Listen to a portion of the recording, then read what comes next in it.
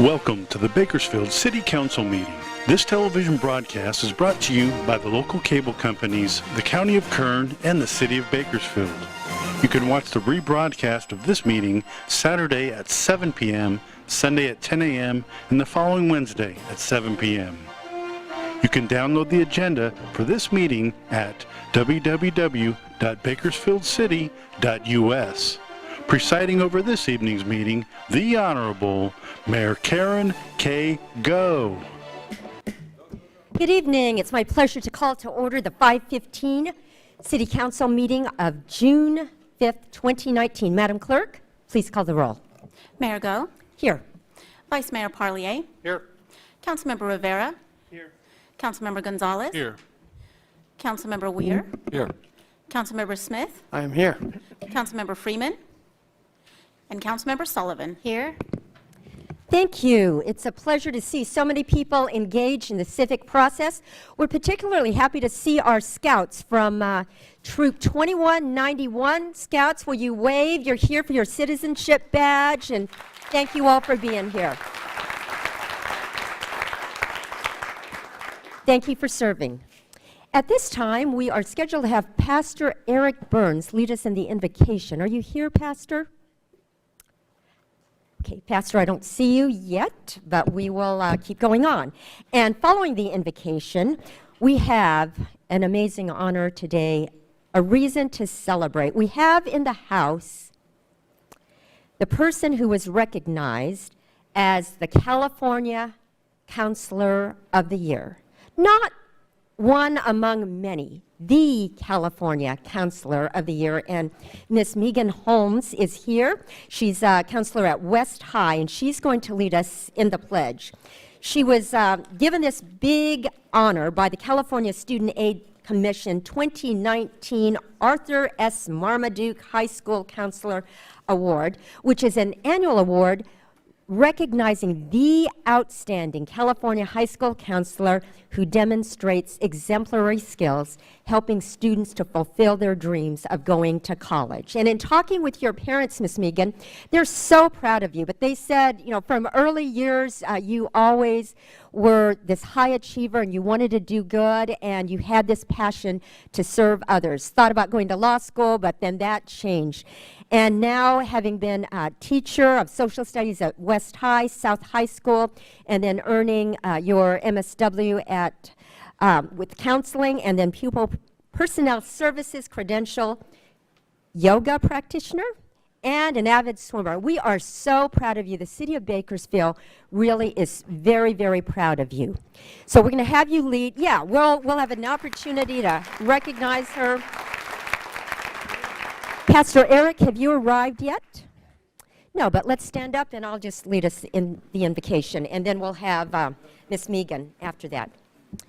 Heavenly Father, thank you so much that we can gather together to engage in the civic process, and we just ask for your wisdom. We ask for your blessing. We thank you so much that we get to celebrate people who have done wonderful things in our community. We thank you for Miss Megan Holmes and the outstanding light that she has been in helping those who face challenges, helping our students in our community, and we just are so grateful that she is bringing this wonderful recognition to our community, and we're so proud, and we just ask your blessing upon her. We thank you for every person who is in the chambers today to speak about their perspectives, and we just ask that together we may bring honor and glory to you in the way that we treat each other, in the way that we are careful to express your love one to another, and in the way that we can respect one another and the diverse perspectives we have in our community. We ask for your wisdom, and we give you thanks in your precious name. Amen. And now we have the honor of having our flag salute led by the Counselor of the Year right there in the front. To step to your right, and there is the microphone. So please join me. Salute, pledge. I pledge allegiance to the flag of the United States of America and to the republic for which it stands, one nation, under God, indivisible, with liberty and justice all. And thank you, Mayor. And if you would just stay there, I'm going to come down.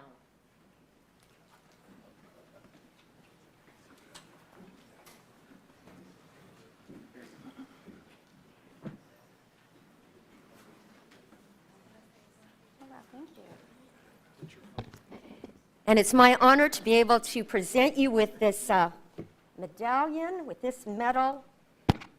Congratulations. We're so proud of you. Would you like to say a few words? Oh, gosh. It's really been an honor this last couple of weeks. I was very surprised last week winning this award. I love children, I love West High, and I love helping children that are first generation. I'm very honored and humbled and a little uncomfortable because I like to be in the background, but I thank everyone for the recognition. Do you want to introduce your guests? Sure. And my husband Steve, he's also in education. And back there. My mom and dad, Pat and John Olds, they're back there. Would you all stand up? She wouldn't be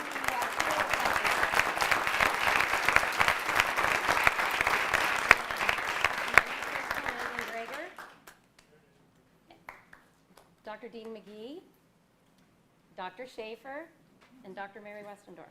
All right. Well, thank you for everybody who's invested.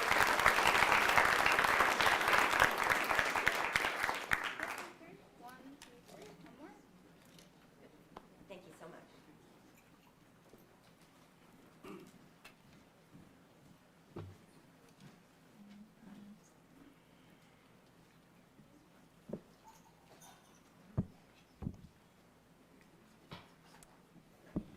Here are a few guidelines to help our meeting run smoothly. We request that you turn off your phones, and in keeping with council policy, council members aren't allowed to receive or send electronic communication during the meeting. We'd ask you to be courteous in the use of photographs and videos. Applause is allowed during the presentations portion of the meeting, so we'll be doing that in just a minute, but it's not allowed during other parts of the meeting. And for safety reasons, no signs are allowed in the council chamber. We thank you so much for your cooperation. Madam Clerk, would you please read the first item? Under presentations, we have a proclamation to Barbara Grimm Marshall and Brandon Grimm, co-owners of Grimmway Farms, declaring Grimmway Farms Day in Bakersfield on June 5th, 2019, in honor of Grimmway Farms' 50th anniversary.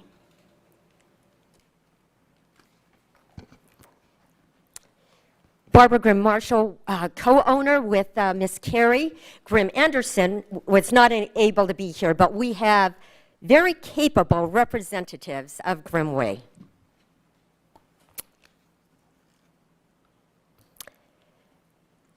Grimmway Farms, quality. You have that just all over. And what I see in Grimmway Farms, we're talking about 50 years of commitment to quality.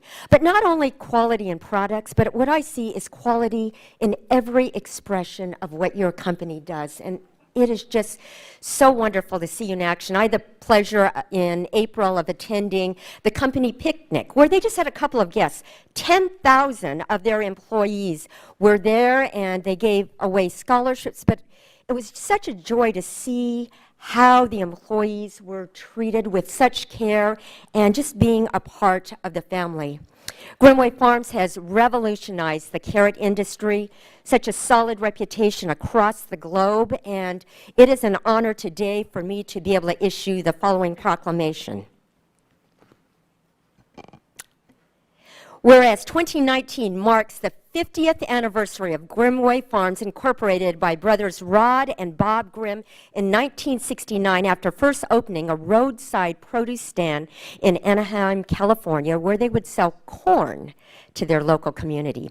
And whereas the Grimm brothers made the bold move to Kern County, expanding their operation to take advantage of the region's ideal growing conditions, and furthered Grimmway Farms' portfolio to include citrus produce and potatoes.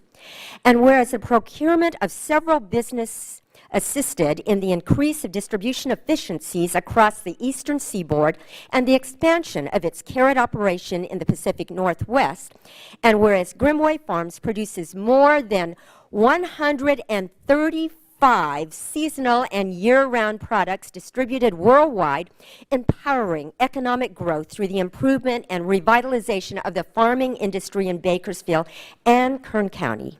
And whereas Grimmway Farms has awarded over $1.5 million in scholarships to graduating high school seniors, providing multiple donations of produce and financial support to charities, backpacks to local students in need, and organize annual community cleanups and holiday food drives with its employees. Now, therefore, I, Karen Go, Mayor of the City of Bakersfield, do hereby proclaim June 5th, 2019, as Grimway Farms Day in our city, and urge all citizens to honor the vast contributions Grimway Farms has made to this community. And it's dated this day in Bakersfield, California. It's signed Karen Go, Mayor of the City of Bakersfield. It's my honor to be able to present this to Carrie, who is one of the co-owners. Thank you so much for all that you've done. Congratulations, and you're welcome to introduce your family and to say a few words. Thank you very much, Mayor. I'd like to introduce two of my sons here tonight, David Grimm and Brett Grimm.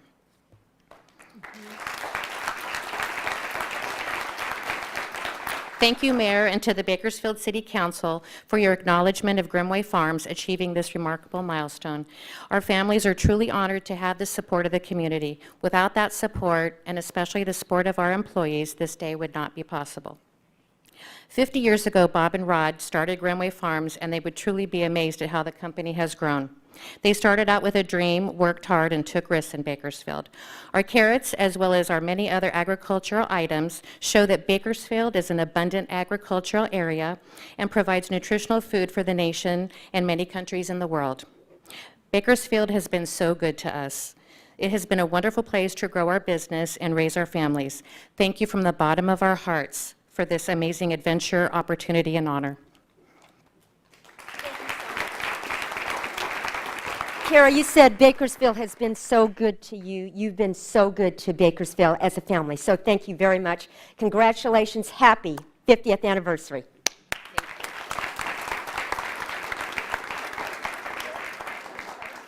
do another photo right here. Jimmy would like to take it. Come on back up here and bring that. Can you bring the proclamation? You know, 50 years doesn't happen every day.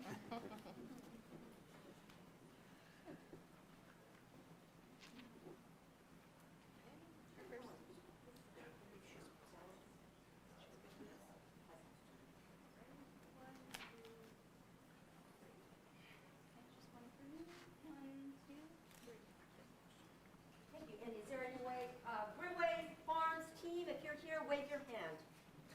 Oh, there we are.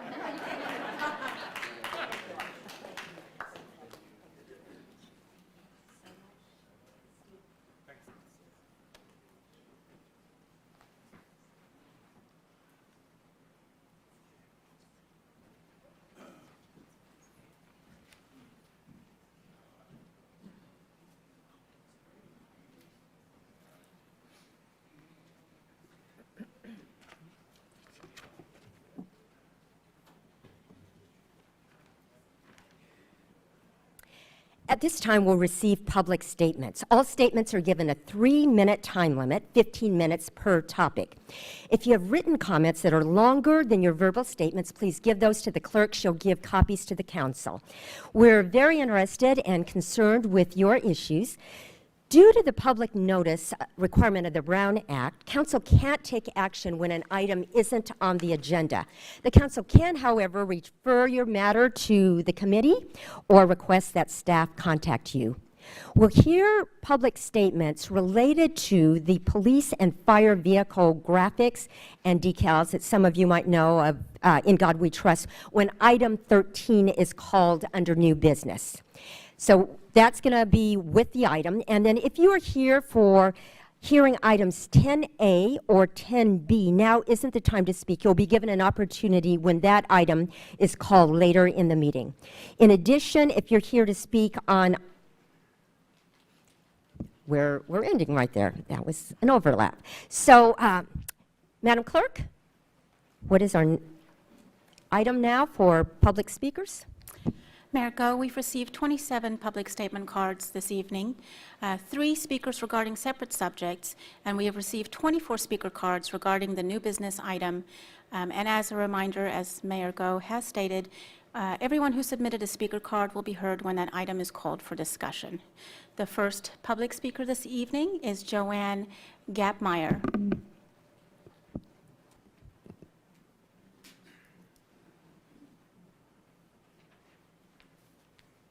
Welcome. Go ahead and raise the mic, please. Hello, my name is Joanne Gapmeyer. The street sweepers that drive down the streets in my neighborhood on the third, I believe, Thursday of each month are doing so on trash pickup day, and Varner is our trash collection company. The problem with this is that the tan containers are left in the streets, and the street sweeper assigned to sweep will go right down the middle of the street. I've contacted in the past Kevin Barnes, solid waste director, and the person who's in charge of the street sweepers, and this was some time ago.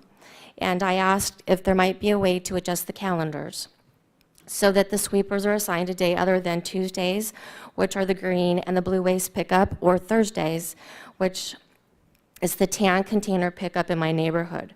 However, I was told that the calendar was made up a long time ago, and although this wasn't well coordinated, the departments weren't on the same page. I have contacted my city council, who suggested that he would be able to contact and find out if perhaps the tan containers would be able to be placed on the sidewalk after they're dumped. But this hasn't happened, and so they end up in the gutter still. And I do realize this is a burden for the trash collectors, who probably haven't been trained and have not been expected to do this before. And so my question is there no way for the solid waste division and the street sweeping department to coordinate this better? If we're asking to pay a 3.2% increase for commercial refuse and recycling rates, we should get what we pay for, and we should have been getting this all along. The other question that I have is regarding the blue waste recycling, and that is if this is being sorted. If not, where is it going? We've heard that because of the decline in recycling providers and regulations that are put on them, the recycling that is going into the blue waste containers is being thrown into the regular trash. Is this the case? And if so, why are we paying extra for that? Thank you. Thank you, Ms. Gapmeyer. Councilmember Smith, would you like to address that? Thank you, Mayor. Yes, can I have somebody from Public Works speak with the lady? And I believe this is a problem, and we've talked about it before, that can be solved. It does not seem right that it continues. And could you address the question about recycling? I want to make that clear. Thank you. Honorable Mayor, Councilmember Smith, no, we do sort all the recycled materials, and it is processed and recycled through various outlets. So we are not landfilling recycling at this time.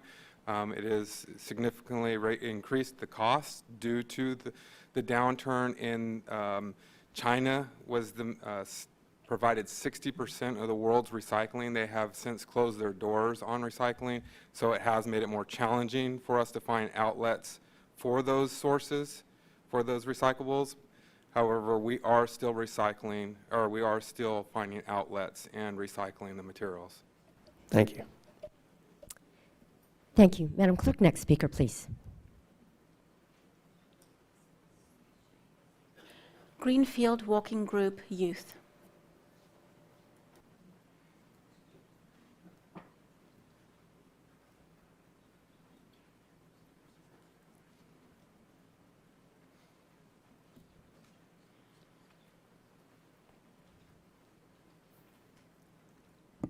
Welcome. Okay, I'm just going to share this with my colleagues here. Hello, we are Greenfield Walking Group, and I am a youth here with other two, and basically our CEO, Gema Perez. I am Jaime Flores. Diana Cuevas. Barbara Perez. And we're here basically to update mostly about the event we're hosting on June 22nd. Firstly, we'd like to give thanks to Vice Mayor Parlier, who has been a colleague of ours and basically helped support us in the basically new piece of cement that was put near Olivier Middle School. I believe it's on monitor. So we'd like to graciously thank you for that. And we'd also like to talk about the grant that we have received from the government, basically. So out of 200 applicants in the whole nation, we were the only group to receive the grant in California. So in regards to that, we have received $12,000 in order to use in safe routes and parks. So basically what we're trying to do is we're basically using this grant in order to better our parks and see what we can do so we can demonstrate to the public so we can further these improvements onto them so they can last in the future.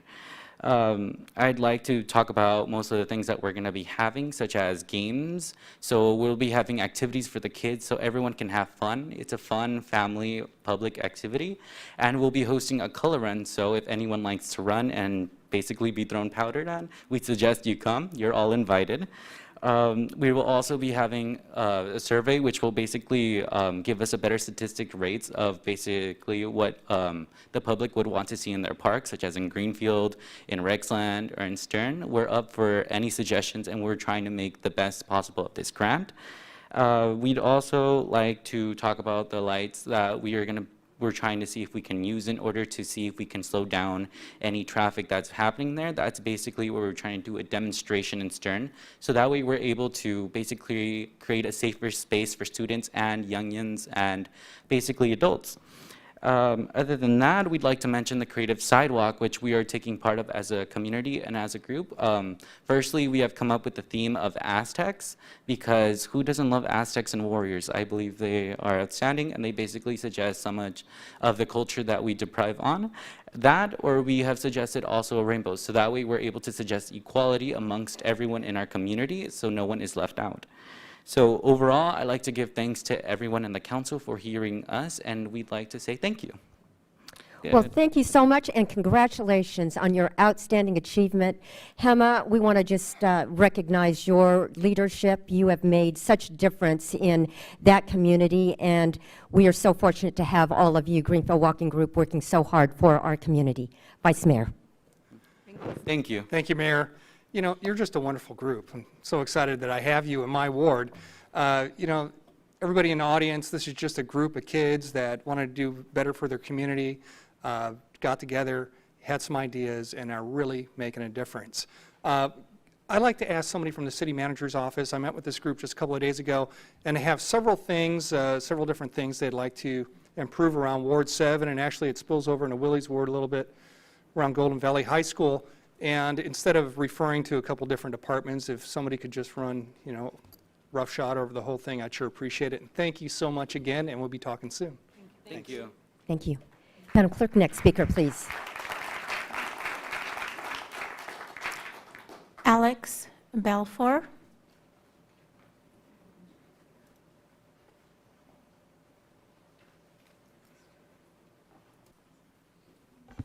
Welcome. Thank you. Hi there. Go ahead and raise it up as high as you can. Sure. Thank you for having me. Sorry, I'm a little tall for this mic. My name is Alex Balfour. I'm with Cushman & Wakefield. We're a local commercial real estate firm, and we represent businesses and real estate transactions for sale and for lease.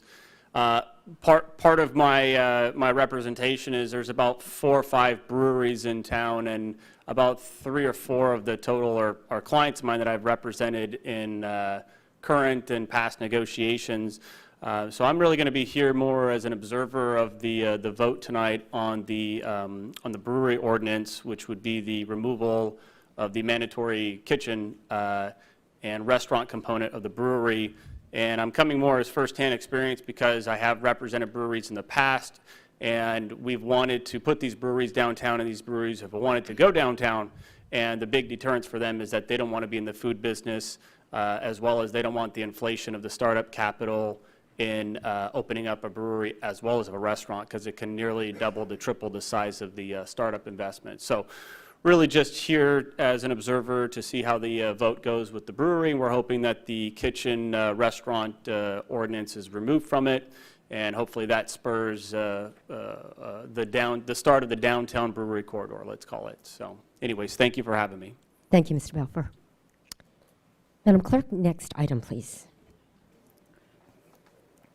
Under workshops, we have an overview of the Kern Education Pledge, a community-wide effort to focus on education as a top priority. No, education is the doorway to our future, the future of our community. We hear so often that we need an educated, prepared workforce, and we are so fortunate that educators have joined together, realizing that not one of us can do it alone, but it takes all of us together. And tonight we have the pleasure of having Dr. Mary Barlow, who is the Kern County Superintendent of Schools, the superintendent. She has brought a number of colleagues, and she'll introduce them. Would you like maybe to come up to the front, or you decide how you want to handle that, and introduce all your colleagues? We welcome you here today. You know, people say, well, education isn't under the city's purview, but you know what? We are here to improve the quality of life of our community, and education is so connected to the quality of life, and we have to partner together. It takes business, it takes nonprofit, it takes government, it takes educators, it takes all of us partnering together for a better Kern County, for a better Bakersfield. Dr. Barlow, welcome. Thank you so much, Mayor Go, and thank you to all of the council members for having us here this evening. Before I begin, I would like to introduce my partners in education. With me, I have Dr. Brian Schaefer from the Kern High School District, Dr. Mary Westendorf from the Fruitvale School District, and Mr. Tom Burke, Chancellor of Kern Community College District. I also have my colleague and Chief of Staff, Steve Sanders, Kern County Superintendent of Schools. So we thought it might be a little more efficient time-wise if I went ahead and gave the presentation. So they will be presenting or assisting me as needed. I want to give you a little bit of information about the Kern Pledge. So what we'll do tonight is give you just some general background about the education sector here in Kern County, the work that we're currently doing, and then our business partnerships that we're currently engaged in to prepare tomorrow's workforce. You know, there's been a lot of changes in education over the past several years, and one of the things that you need to know is that we have been working closely with our industry partners to better prepare students to join the workforce. In our county, we have 47 school districts. Some have as few as 8 students, some have as many as 40,000 students.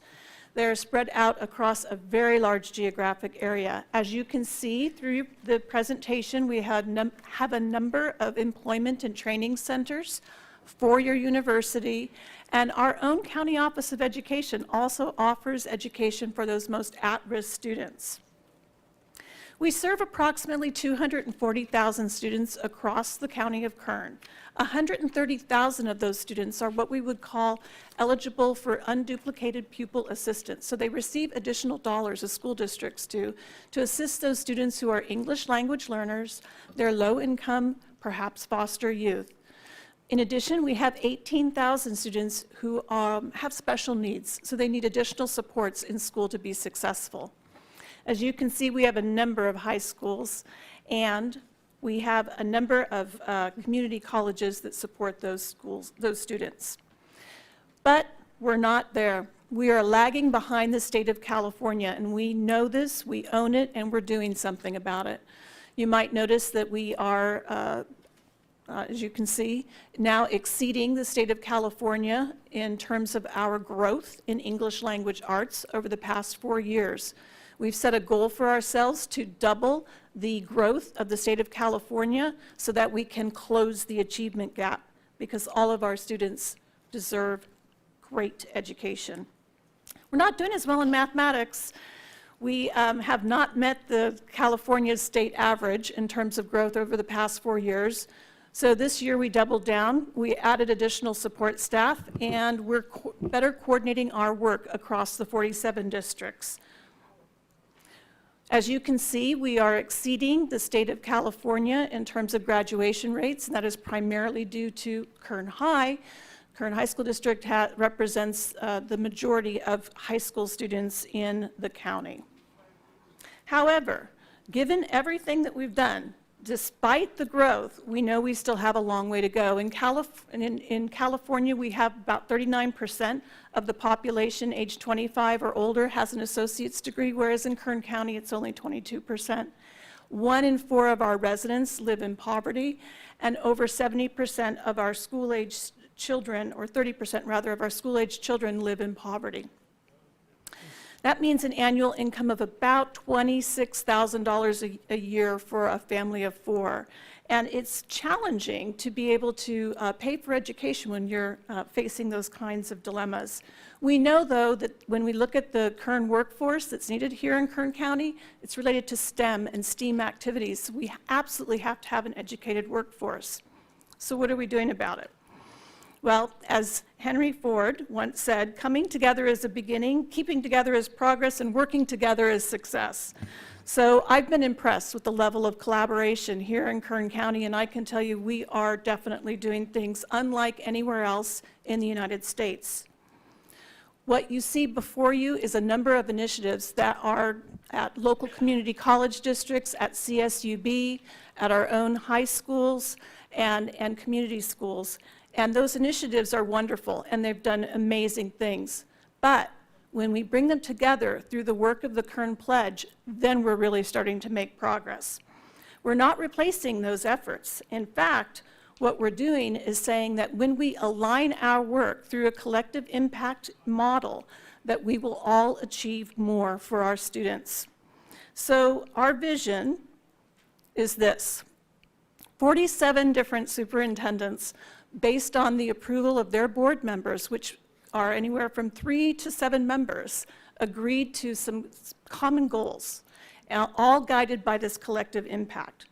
We want to demonstrate that we have a willingness and a desire to not only work collaboratively to accomplish our goals, but to do it with a sense of urgency because of the need for the children in Kern County. We understand that no single program or institution can single-handedly solve the complex, large-scale educational and workforce readiness challenges facing our community. And therefore, we've come together, and I want to share with you, in December, with our own Mayor Karen Go, we officially launched the Kern Education Pledge, and we're seeing some great results. On here, with this video, you'll see some of the people who are leading this effort. So if I could just call your attention to this. It's a collaboration of 47 school district superintendents, institutes of higher education, early learning, as well as the business and other community members coming together to really break down any barriers so that students can be successful in all of our organizations. The Kern Pledge is a formal agreement that describes how we will work together to improve and accelerate outcomes for students and ultimately prepare them for the new global economy. We can deliver to the high school district, to Bakersfield College, Taft College, to Cerro Coso, to CSUB, a whole different type of student who will come out of that institution for the jobs that are needed in Kern County. We've really made a push to allow students to graduate from high school with options. Some will go right to the world of work. Some will learn about further certifications they can possibly get. So very, very important public policy by the year 2030 that we're going to be about 1.1 million jobs short if we do not increase the number of students going to college. And so we're really proud to be leaders that are stepping up to work together as collaborators. There's so many of us that are going to be part of this that, do you think that might dissipate some of that fear?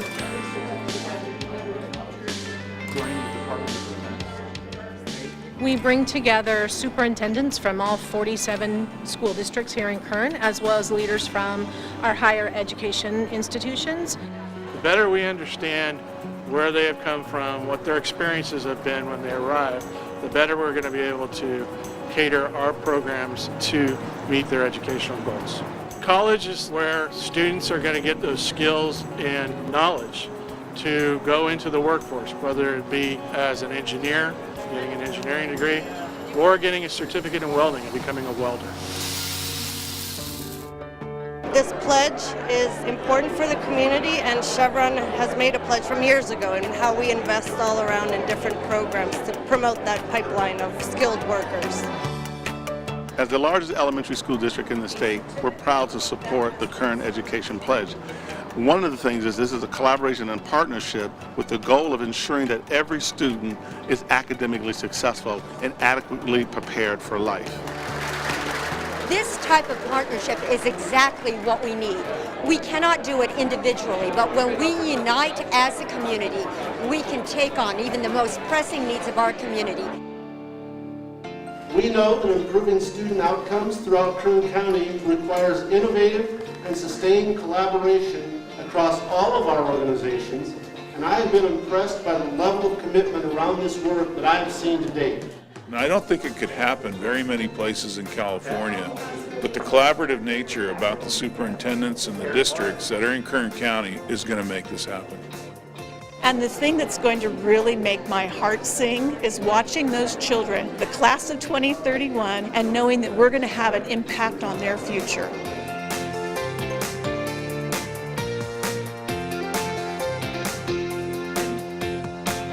So I just want to share with you how we're doing this work. It is very organized, let me just say that, because there are 47 different districts along with the Institutes of Higher Education and Kern Economic Development, Bakersfield Chamber of Commerce, First Five, a number of city and county agencies that are doing this work together. We know that we need to organize our time and be effective and efficient. So as you can see by the graphic in front of you, we have a governance council. It is made up of the school district leaders and the institutes of higher education of the largest institutes in our county. So that would be CSUB, Dr. Lynette Zalesny, Chancellor Tom Burke, Kern Community College District, Dr. Schaefer, you see behind you, from Kern High School District, and then you saw Doc Irvin in that Bakersfield City School District superintendent in that film, as well as Kevin Silberberg, who's the superintendent of the Panama Buena Vista School District, which is the second largest elementary district in this county. In addition to that, we have 4 elected members that represent the 4 other superintendents across the county. Mary Westendorf from Fruitvale is one of them. But what we do is we meet on a every other month basis to develop goals, track our progress on those goals. We coordinate the efficiency to break down any barriers that may be in existence to then further the work. I'll show you a couple examples of that in a moment. That governance council also allocates funding as we receive additional grant fundings for some of our work.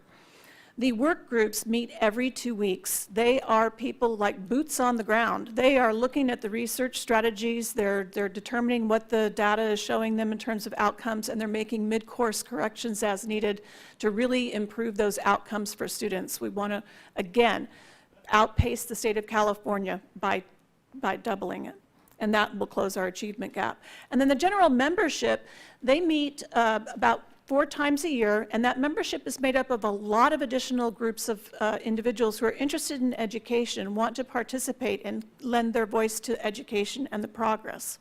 So as you can see, it's pretty well organized, and we meet very frequently. So here's those 5 conditions I talked about. This is collective impact. We have to have a common agenda, as Marigo mentioned. We have to share measurement, which means we break down those data barriers. We mutually reinforce our activities rather than having duplicative activities. We have that continuous communication, and we dedicate a backbone of structure. And that's what we've done through Kern County Superintendent of Schools. You will find these are the 5 goals.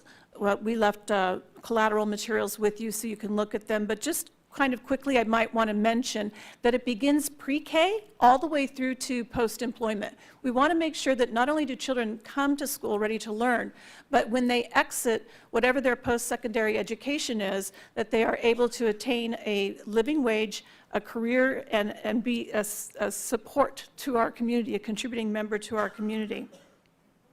So I'm going to highlight 2 of these because I believe in efficiency.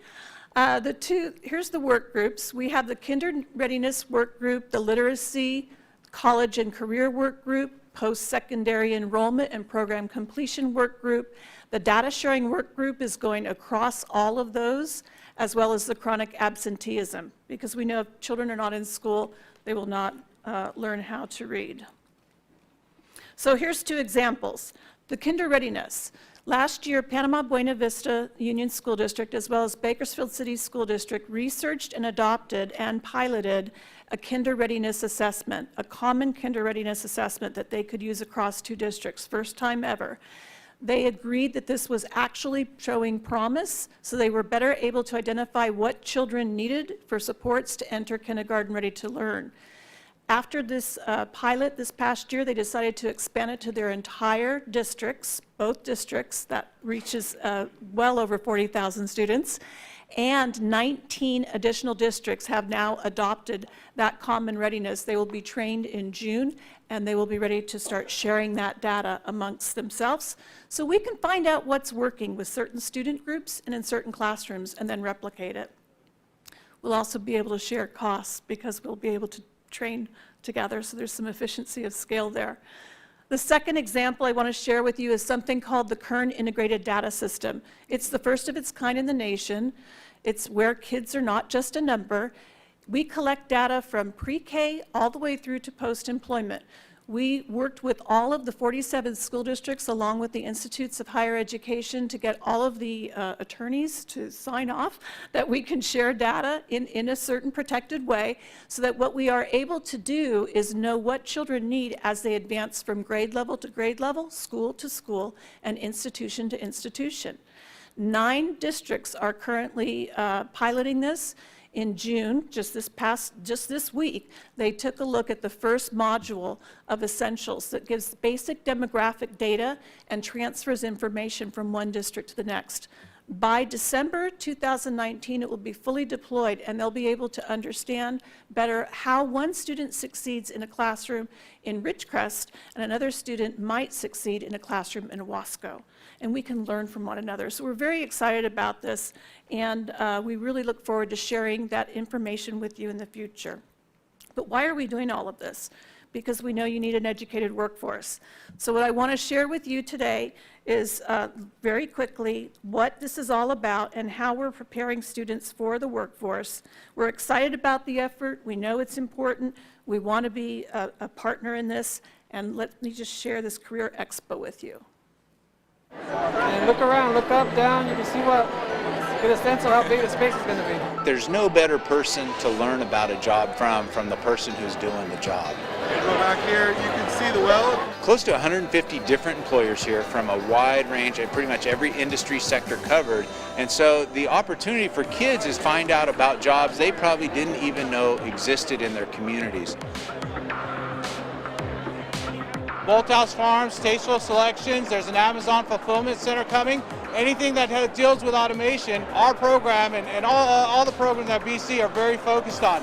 They're excited to see this kind of technology, and they can learn it in their middle school and high school area, finish the degree at Bakersfield College, and go off and have a wonderful career dealing in automation.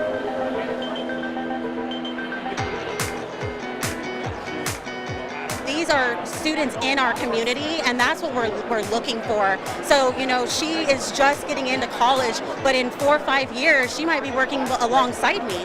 And so having that interaction and making those impacts when they're this young, it's really advantageous for our company. Look at those qualifications now, so that way as you go through school, you know what you're working towards, right? Yeah, you got that on your legs.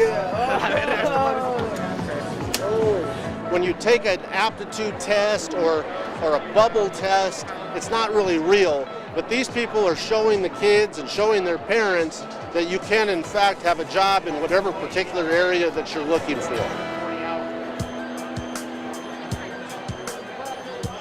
So let's talk about those middle school students or those freshman students who've never really understood the different opportunities out there in terms of careers. When they come here, they get a chance to be exposed to things that they've never seen before.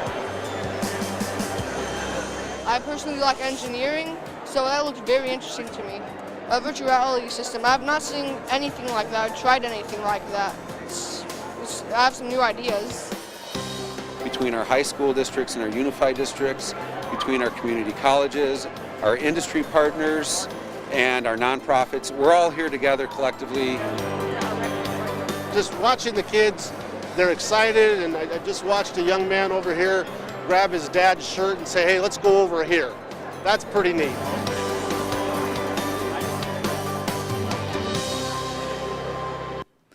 So you can see that you're already involved in so many ways, and we so appreciate your support. But we're getting the word out and sharing it as much as possible with our larger community, because at the end of the day, it's going to take all of us. And we know that it is a worthwhile effort. If you would like to join a work group, or if there's any opportunities for someone in the audience who would like to provide job shadowing or internships for our middle and high school students, we would appreciate it. Again, we have collateral materials, and we're here to answer any questions that you might have about this effort. I want to again thank my partners here, educational partners who are with me. This is something that they've undertaken and are dedicating so much of their own time to this. They're really remarkable leaders, and I applaud them. Thank you. Thank you so much, Dr. Barlow. Dr. Barlow, you said it's going to take all of us, and indeed it is. You know, we are known as a community that collaborates, but this is so much more than collaboration. What I love, it's collective impact. There is a real result, and seeing the intentionality and the strategy behind this is something that we should apply in many areas of our community. So not only in education, but if we were to come together and use our expertise and have this continuous improvement all the way across in many different areas of our community, imagine what we could do. Educators, thank you so much for your investment. I know we have a number. I see Whitney, you're in that back row. Raise your hand if you're involved in education in any way here. If you're an educator, a teacher, thank you all so much, and let's applaud our educators. Thank you very much. Councilmember Smith. Thank you, Mayor. I just want to thank you for the presentation also, and I'm a firm believer that economic development is truly based on workforce development, and that's what you're getting at, and long term for the economic success of Bakersfield depends on what you're doing. So thank you. Thank you. Councilmember Gonzalez. Thank you, Mayor. Thank you, Dr. Barlow, and all of your partners for the work that you're doing. I'm just very impressed with the depth of meaningful collaboration that is demonstrated in the work, and I'm looking forward to hearing more. Please let us know, let the council know of your progress, and please do come back if there are specific meaningful ways that we can contribute as a city to your efforts. Thank you. Thank you. Anyone else? Thank you, Dr. Barlow and team. We appreciate it very much. Madam Clerk, next item, please. Consent calendar items 8A through 8AM for approval. A staff memorandum was received regarding item 8A, correcting Scrivener's errors in the minutes and providing the corrected minutes. Additionally, staff memorandums were received regarding items 8N, 8O, and 8P, correcting the public hearing date and transmitting corrected resolutions. Thank you. Vice Mayor. Does any council member wish to recuse themselves from an item? Does any council member wish to remove a consent item for separate consideration? Seeing none, I make a motion that we approve consent calendar items 8A through 8AM, along with the noted agenda corrections by the city clerk. Thank you. You have a motion. Please cast your votes.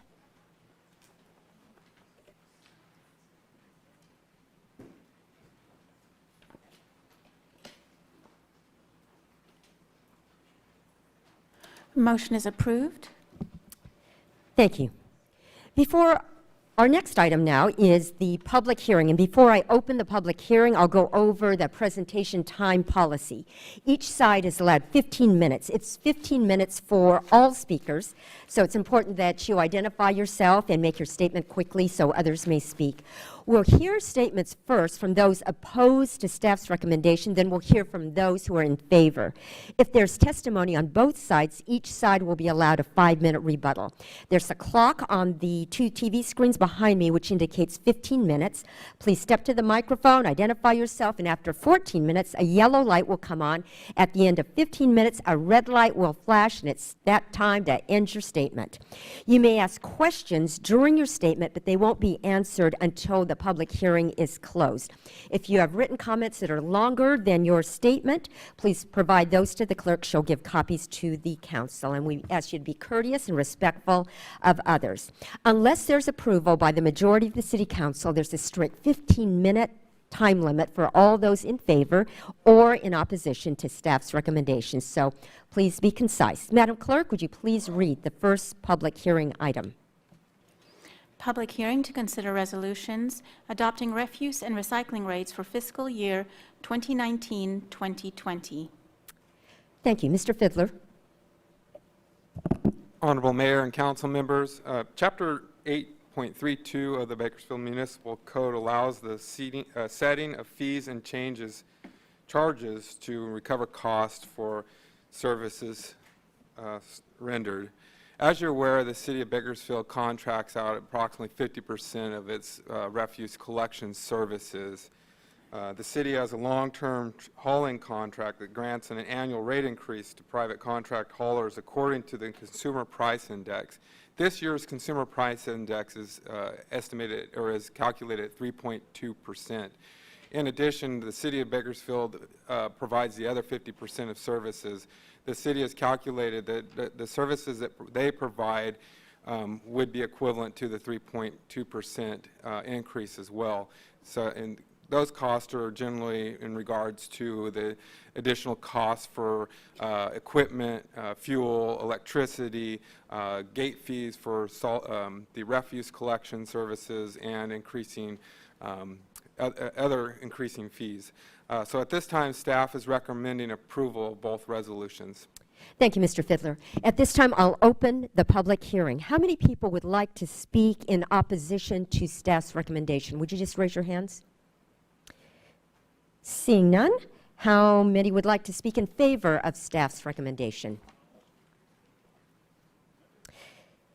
Seeing none, I'll close the public hearing and return it to council for comment and action. Motion to adopt the resolutions. You have a motion. Please cast your votes.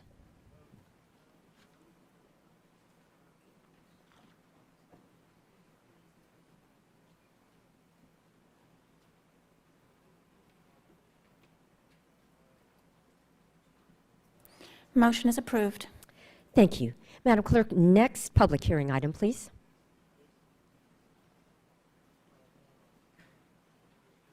Public hearing for the fiscal year 2019-2020 operating and capital improvement program budgets.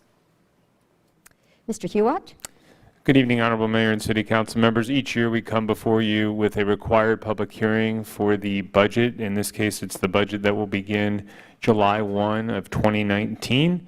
As it stands today, that budget is $610.9 million. That's comprised of two components, the operating budget of $514.8 million and about $96 million in capital improvements. Final adoption of the budget is scheduled for June 28th. And at this time, staff is recommending the City Council hear public testimony. Thank you. Thank you. And today we have our two assistant city managers. So City Manager Alan Tandy didn't announce his retirement and shake off. He's had an oral procedure and was not able to join us today, but we're glad our two assistant city managers are here. At this time, I'll open the public hearing. How many people would like to speak in opposition to staff's recommendation? Seeing none, how many people would like to speak in favor of staff's recommendation? Okay, with that, and good. So, come on forward and please introduce yourself.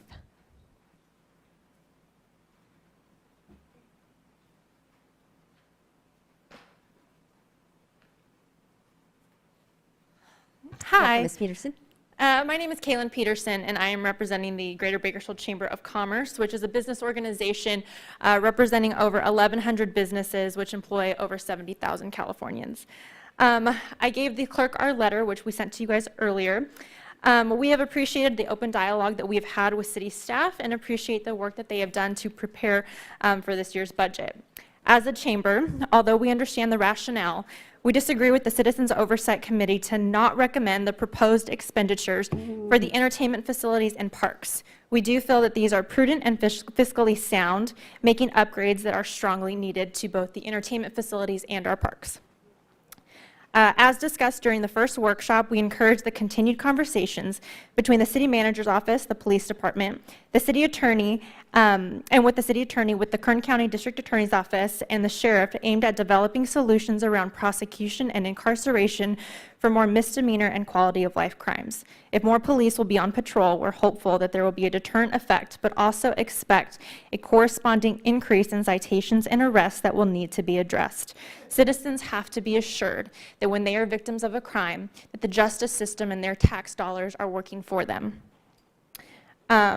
We welcome and are excited about the implementation of the Economic Development Department and have thoughts on how that may look in the future, which you can read about in our letter. And though city staff has worked to ensure that the Public Safety and Vital Services measure funded projects and service improvements positively impact every ward, it's each of you that are closely attuned to the issues of the neighborhoods in your ward. Therefore, we suggest that if there is an opportunity, that some additional funds be allocated to the City Council Contingency Fund for community projects. Lastly is process. This is the first year that the Public Safety and Vital Services measure funding is being implemented, and there are a lot of eyes on it to be done well. So we hope and encourage the council and the city manager's office to schedule council workshops quarterly to evaluate progress toward meeting budget goals and potentially to evaluate the need for any budget adjustments. Lastly, we would support and encourage at least one mid-year oversight committee meeting for a status update. Thank you. Thank you, Ms. Peterson. Is there anyone else who would like to speak in support of staff's recommendation? This is in favor of staff's recommendation.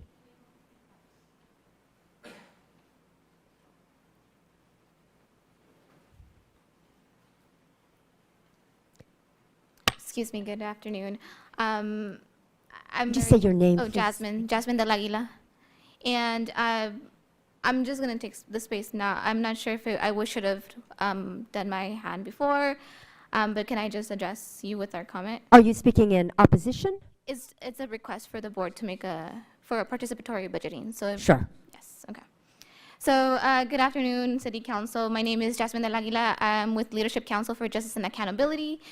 We are an environmental justice organization. We have 4 offices around California, one which is here located in Bakersfield. We, alongside partner organizations, Faith in the Valley, Kern, Visión y Compromiso, are working alongside community residents to ensure true inclusion of communities to develop shared solutions to address community priorities. And so we work with residents within city and county limits who have expressed a desire to see a more community-driven process when it comes to how the city is utilizing discretionary funds. In response to their desire to be part of the budgeting process, we asked the City Council to make a motion to adopt what is called a participatory budgeting process for the public to decide how discretionary funds are spent. This would create a space for communities from all walks of life to come together and decide what projects are important to them and be part of the change that is yet to come for the city of Bakersfield. We hope that as a response to the concerns of your constituents that you might hear today or in the near future as we try to set up residents with their prospective representatives, that you take in consideration the concept of participatory budgeting in order to create a more inclusive space for folks to join conversations around how the city is using their discretionary funds. Thank you. Thank you. And Madam City Clerk, did you get the spelling of her name, or do you need that? You're good? Okay. Councilmember Rivera. Thank you, Mayor. I don't know if this is the time to respond, but I'll tell you, we've actually, I think we're working on that. So maybe 6 or 7 months ago, I think I made a referral asking for this, and I believe there have then been some separate requests from council members here to kind of model this after what we've seen done in other cities. I think it gives citizens more ownership over their tax dollars. We have more of it now, and I think they should definitely have a say in it. So we're exploring this. I think it's going to be incorporated into our council goals and objectives so that it's actually something we make a reality next year. But I really appreciate you bringing that to our attention, and stay tuned because I think it's coming. Thank you. Is there anybody else who would like to speak in favor or opposition? I think you missed the time, but we'll go ahead. Madam Mayor, members of the council, I'm about 70% good. And we're at the end of the day, and the cake's out of the oven, and you're going to put the frosting on it, and we're going to move forward. But hopefully, working forward, we work on making the process more effective and more efficient, and having more transparency in the process.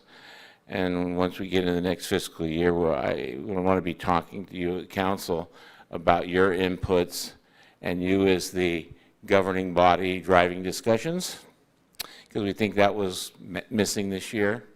You're talking about goals and objectives in June that should have been set forth before the Oversight Committee even met in February. So we have some things that we have to get better at going forward in the future. So, like I said, the cake's been baked in the oven, and we're not happy with spending $10 million on soccer parks when you have all the economic development needs that the city really needs. But that's your decision. Thank you for your time. Thank you, Mr. Turnipseed. For the record, would you just say your name, please? Michael Turnipseed, I represent the Kern County Taxpayers Association. Thank you, Mr. Turnipseed. Anyone else who would like to speak in favor or opposition to staff's recommendation? Seeing none, at this time I'll close the public hearing and return it to council for comment and action. I don't believe there's a need for a motion on this. Is that correct, City Attorney? Okay. Next item, please. Under new business, we have the police and fire vehicles graphics and decals. A staff memorandum has been received regarding this item, transmitting an additional 100 items of correspondence, 73 in support and 25 in opposition of placing the decals on police and fire vehicles. One was unclear, and one transmitting questions to Council Member Sullivan. Additionally, an attachment that was inadvertently left out of the original packet of correspondence provided at the time the agenda was published was also provided. We have received 27 public speaker cards regarding this item. Thank you. At this time, we'll receive public comments related to this item, and just a reminder, we have a number of speakers, so if you could do your very best not to be redundant, say what you are here to say, and if you can just say, I agree with that prior person, whatever we can do to keep this efficient and at the same time let everybody be heard. So, Madam Clerk, would you please call the first public speaker? Estevan Ramirez. And as you come up, we're going to have different heights, so remember to adjust the microphone up and down as you need to do that.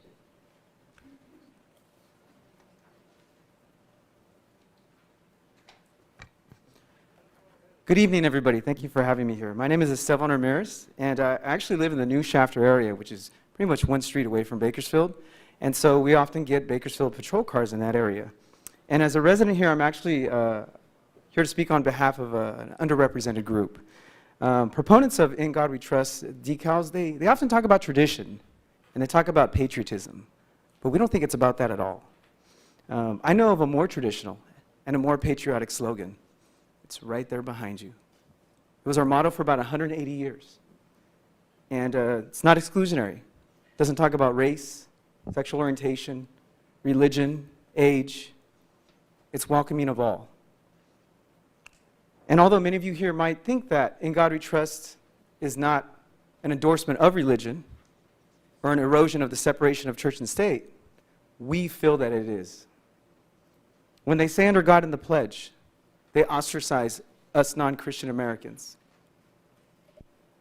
When they print In God We Trust on the currency, they disparage us non-Christian Americans.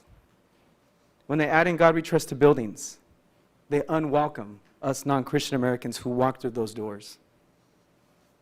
If you add In God We Trust to these police cars, you will be misrepresenting those non-Christian Americans, our boys and girls in blue who drive those cars. The truth is that this excludes thousands of residents here. And although the number of Americans in this country who don't worship a God is growing, Don't take this trend as a chance to tighten your own grip on your own ideology. Take this as an opportunity to be a leader for those who don't worship as you do, a leader for those who disagree with you. Heck, a leader for those who might not even vote for you, because that's what true leadership is. I urge you to recognize and represent this colorful community. In this community, I hear in Allah, we trust. In Yahweh, we trust. In Guru Nanak, we trust. Even in the flying spaghetti monster, we trust. But Bakersfield residents trust in a lot of things. Teachers, police officers, scientists, they trust in you guys. They trust in themselves. The fact of the matter is you can probably put this slogan on every single slab of sidewalk, police car, building, but there will still be thousands of residents here who do not trust in your God. We urge you to not send the false message that the only patriotic American is a Christian American. I urge you to vote no. Thank you for listening to me today. Just a reminder that we don't have any applause at this point, and I know that you're going to feel passionate about it, but just out of respect for one another. Thank you very much, and next speaker, please. Sean Degas.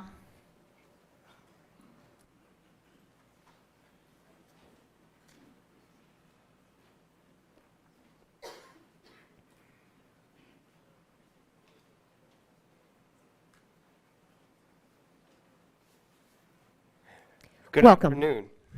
My name is Sean Degas. Yes, I'm a Bakersfield resident, and I'd like to speak out against "In God We Trust." What if we replace the character God in the term "In God We Trust" with other names societies have used for God in ancient and foreign cultures as a motto to place on all our government buildings, or in this case, government-owned police cars? In Buddha we trust. In Brahman we trust. In Zeus we trust. That's Greek. In Jupiter we trust. That's Roman. It replaced the Greeks. In Jesus we trust.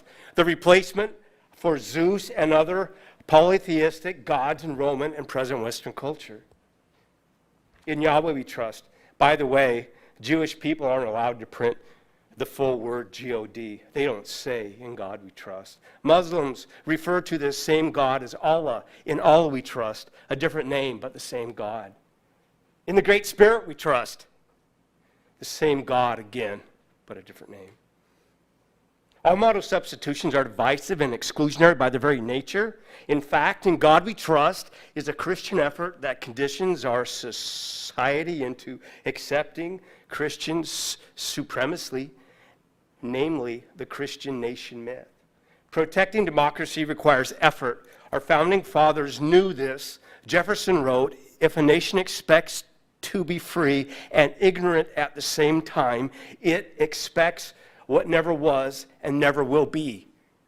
Please reject the placement of "In God We Trust" decals on the Bakersfield Police Department vehicles. Your nation is counting on you to defend our liberty. Thank you. Thank you, Mr. Degas. Next speaker, please.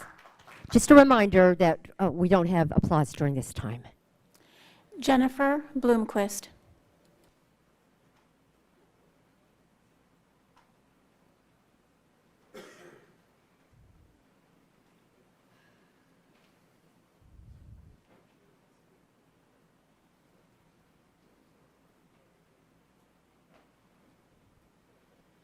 Welcome, Ms. Bloomquist. Good evening. My name is Jennifer Bloomquist. I wanted to open with a reminder not just to the City Council, but to everyone gathered here today. 14 months ago, the Sikh community in Bakersfield came to the City Council and requested to rename a park in honor of a human rights activist, Jaswant Singh Kalra. 14 months ago. This city can push through a sticker that infringes upon the religious freedom of our public safety personnel in 2 weeks because it allegedly makes some people feel good. But building up and including a marginalized community by renaming a park in honor of a human rights hero has taken 14 months and counting. We see this and we will remember this. Tonight I'm here again to oppose adding "In God We Trust" stickers to Bakersfield police and fire vehicles. I find myself, however, agreeing with Pastor Fraser's words from a Bakersfield Californian column. Our forefathers understood the principle of freedom of speech, and they were willing to sacrifice everything for it. So forcing a person to do something that violates their conscience would do violence to free speech. Bumper stickers, like the stickers being proposed today, are considered protected speech and covered under the First Amendment, according to Cunningham v. State in 1991, Cohen v. California in 1971, and many more cases. Forcing, coercing, or implying that an officer must place the sticker on their vehicle would be a violation of their conscience and do violence to their free speech. The police chief has already voiced support of these stickers. Anyone who has an understanding of the law enforcement environment would laugh at the idea that an officer may choose whether or not to put the sticker on their vehicle. An officer who does not place the sticker on their vehicle would undoubtedly face questions from their peers or possibly a hostile work environment. It opens them up to accusations of insubordination and failure to maintain unit cohesion. It could ultimately lead to a wrongful termination or civil rights violation lawsuit. Reading emails already received by the City Council also makes it clear that this is not a question of patriotism, as proponents like to claim. The letters from their own supporters make liars out of them, with frequent mentions of Jesus, God, and Judeo-Christian principles. I see no mention of Allah, Yahweh, Zeus, Mithras, Krishna, or any other deity. Finally, I've included a screenshot of a blog, Save California, that encouraged its readers to lobby our City Council and lie by omission by concealing their location. This is unethical and dishonest, but not surprising. So I have included a report which shows the real names, email addresses, and associated location for the emails already received. Also not surprising, Save California is designated as a hate group by the Southern Poverty Law Center. By voting for this, you are standing with a known hate group. We are watching them, and we will be watching you. Thank you for your time. Thank you, Ms. Bloomquist. Reminder again, we're going to be respectful of one another. We're going to take time to hear everyone, and this is not appropriate to applaud during this time. Madam Clerk, next speaker, please. Reverend Angelo Fraser.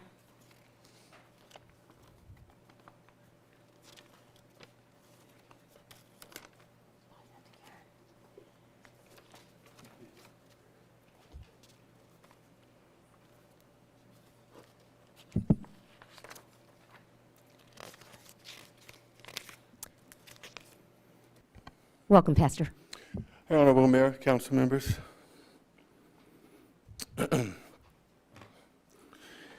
It is by no coincidence that we're gathered here in this chamber.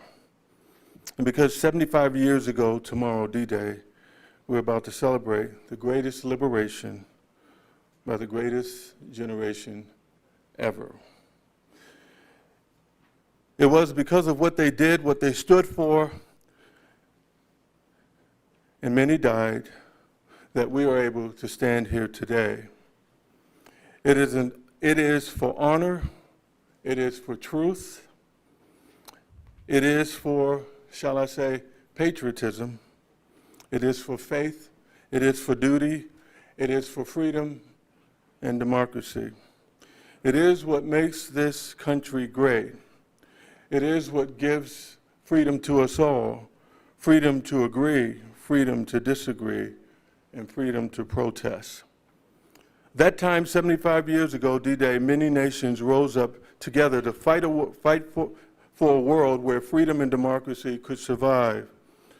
And though our fight is not against the Nazis, it is against a system that says patriotic expressions and the mere mentioning of God not only do not belong in the public arena, but should only exist within the four walls of our houses of worship.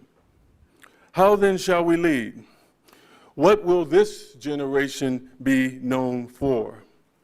This is our time to uphold the values of courageousness and the amazing sacrifices of those who stormed the beaches of Normandy and what they demonstrated. And speaking of demonstrated, there are key people in our community that voiced their support for this historic proposal. Vince Fong, Assemblyman, Cindy Zimmer, our District Attorney, Kern County District Attorney, and Shannon Grove, our state senator, which I've included her statement. She actually wrote it out, and you have a copy of it there. And they have given their endorsements of this proposal. And they are good people, just like you guys are and ladies are of Bakersfield, California. Our own U.S. Republican Kevin McCarthy has also, he told me last Saturday, but in speaking to the California, this is what he said.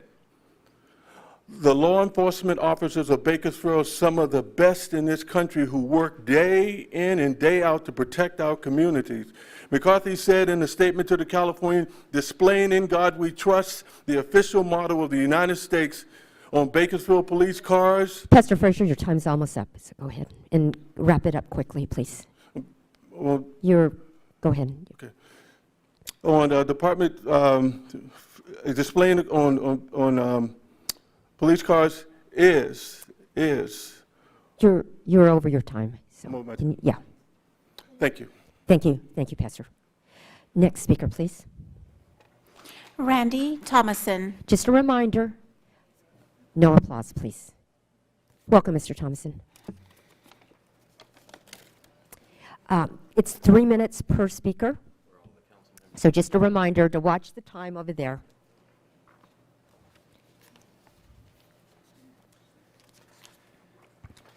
Thank you, Your Honorable Mayor and council members. It's good to be here. I've come from Sacramento, where my office is, where I'm president of Campaign for Children and Families. And there are several cities in your county that are considering this same question. Should we have "In God We Trust" on police vehicles? And so I'm bringing you similar information as I've brought to other city councils, and to basically answer a question. First question is this constitutional? Can we put "In God We Trust" on city vehicles? Well, you already know that it's constitutional for you to put "In God We Trust" up above you on the wall. In fact, we all said the Pledge of Allegiance. The word God was in there. When we've been to a sporting event, God is our trust, our words in our national anthem. This is very historical, and you don't have to be a person of faith to support our national heritage. In fact, it's very patriotic to say, as an American, we support our Constitution, we support our Declaration of Independence, which mentions the word Creator in it, and we are not offended by other people's opinions, and we don't get hostile against them when people disagree. The very definition of tolerance is that you have to disagree with someone, you're just not going to get violent on them. The history of the "In God We Trust" on our coins and our paper money is very interesting. The United States Department of Treasury put out a report on it, which has been distributed to you, and the first coin in our country with "In God We Trust" on it was 1864, right during the Civil War. It was the 2-cent penny. And I've seen that penny today. It's a very ancient coin, but it is on there. And then in 1957, "In God We Trust" was printed on the money that we all have. Now, the opponents of this proposal have said here tonight that they want to strike "In God We Trust" from our money. And you're being presented with an either-or decision tonight. Either support our national motto, "In God We Trust," on police vehicles as a very natural and easy extension of having it on your city buildings, or join the opponents who want to strip "In God We Trust" from our money. Now, in federal court, this issue has been upheld time and time again. In fact, atheist Michael Newdow tried to strip "In God We Trust" from our money, and he lost right here in California. So, you're on good legal footing, you're on good patriotic ground, and what's good for the public is good for public servants to also know that there's a higher standard, and this is a very positive proposal. I urge your yes votes. Thank you, Mr. Thomason. Next speaker, please. Brad Barnes.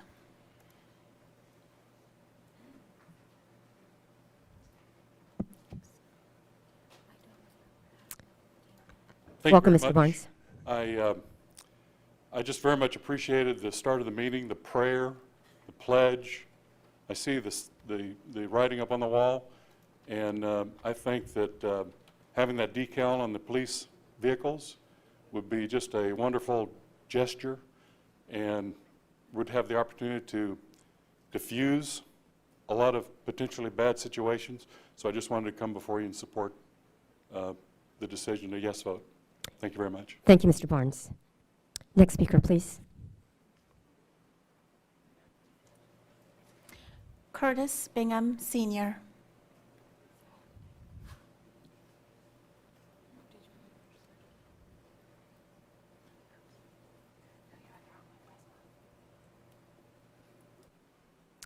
Welcome, Mr. Bingham. Oh, yes, to the Honorable Mayor and our board, Carter James Bingham Sr., Street Evangelist for our Lord and Savior, God Almighty Jesus Christ, who truly is the only begotten Son of our Holy Heavenly Father God. The Lord tell us to bless our leaders. And so I'm always honored to stand before honor. And I want to thank you for that opportunity. In heaven, it tells us that there's 4 and 20 elders that sit around the throne of God. And you guys remind me of something like that every time I come. I like to say, once upon a time, they wanted to take prayer out of school. And they did, through Madam O'Hare, who was atheist. Look at our schools now. Look what happened to schools now, because they're worried about who the Christians. Teachers are scared now, and they're thinking about carrying guns and everything else. Drugs and everything is running rampant. When everybody was praying at school, nobody had to know who you were praying for. So when you talk about in God we trust, that's a no-brainer. First, I want to have our respect for my Heavenly Father up in heaven. I'm not arguing with anybody. I know who's who. When you say in God we trust, every single person in here got the right to pray to whoever they want to pray to. They done had their rights over 100 years.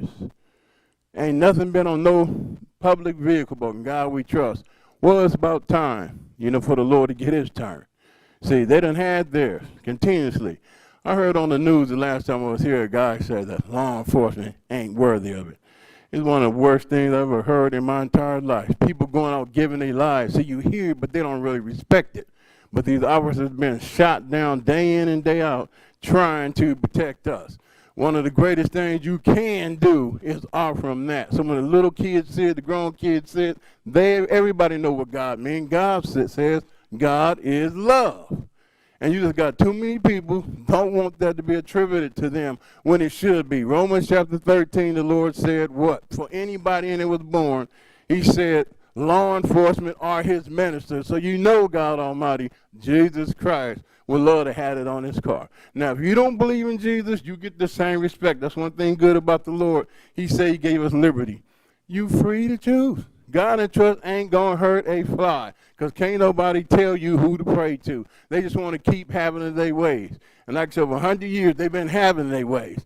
And so it's about time that we do something that's going to help them, help the community, and help God Almighty himself, who's upholding everything, and we can see it and bless him back with something, and bless our local law enforcement with something. I'd like to bless the mother of God we trust, Councilman Sullivan, who's been working really hard at it. The Lord also said that a gracious woman retain honor. I'd like to honor you with that, Mayor Goat. I'd like to honor you with that, too, our city attorney. And it's a great thing for you over there, too, Mrs. Kitchen. Your honorable women retain. Gracious women retain the honor. So I pray everybody just recognize what's true. Don't argue with nothing, because we got a day coming. The Lord said the world going to get worse and worse, and it is. And if it wasn't for law enforcement getting out there putting their lives on the line, where would we be at? Let them get off one day, and this whole world will turn around backwards 50 years if they didn't show up one day. So it's a great, honorable thing for them. Thank you, Honorable Mayor. Thank you for your comments, Mr. Bingham. Next speaker, please. Robin Robinson.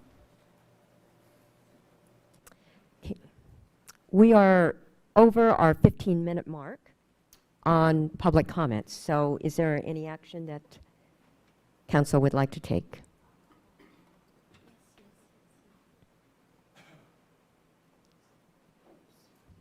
Councilmember Sullivan. Yes, Mayor, I would like to ask the council members to support extending the time for the other speakers that have come down here to our meeting to be able to share their thoughts. Appreciate everybody that's here. That's a motion. Council members, you have a motion. Please cast your votes for the extension of time. How much time, council member? I don't want to have any, cut anybody off. It looks like we're coming to a close. I appreciate the people that are here to speak. We have both sides represented, which is wonderful. So I want everybody to give their opinion. Thank you. Council members, you have a motion. Please cast your votes.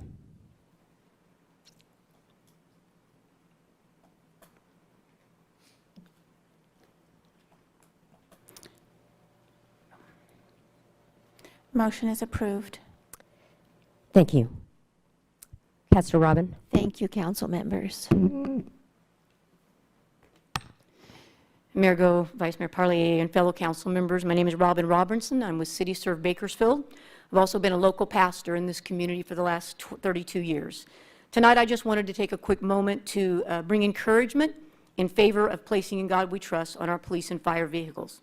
I know there are many views to this, but in this city of Bakersfield, which resides in this grace nation, which declares itself one nation under God, it seems that something that has been the motto of our nation from its foundation would be something that should not be foreign to our city.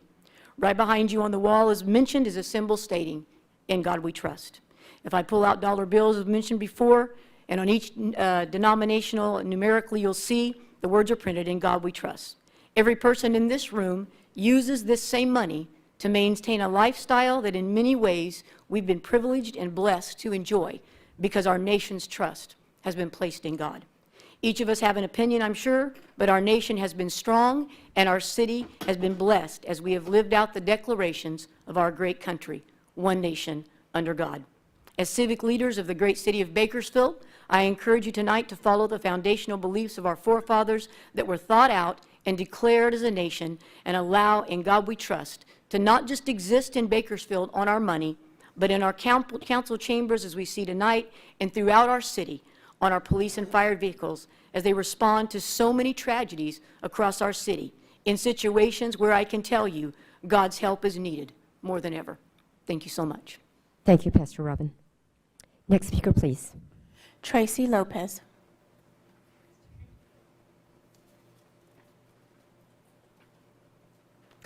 Welcome, Ms. Lopez. Thank you. Good evening, Mayor and council members. My name is Tracy Lopez. Let me start by saying that I am a Christian, a Catholic specifically. I was baptized in the church. I completed the sacraments of Holy Communion, confirmation, and marriage in the church. I trust in God. I believe in my God. But that doesn't mean that everyone else believes as I do, and that is their right.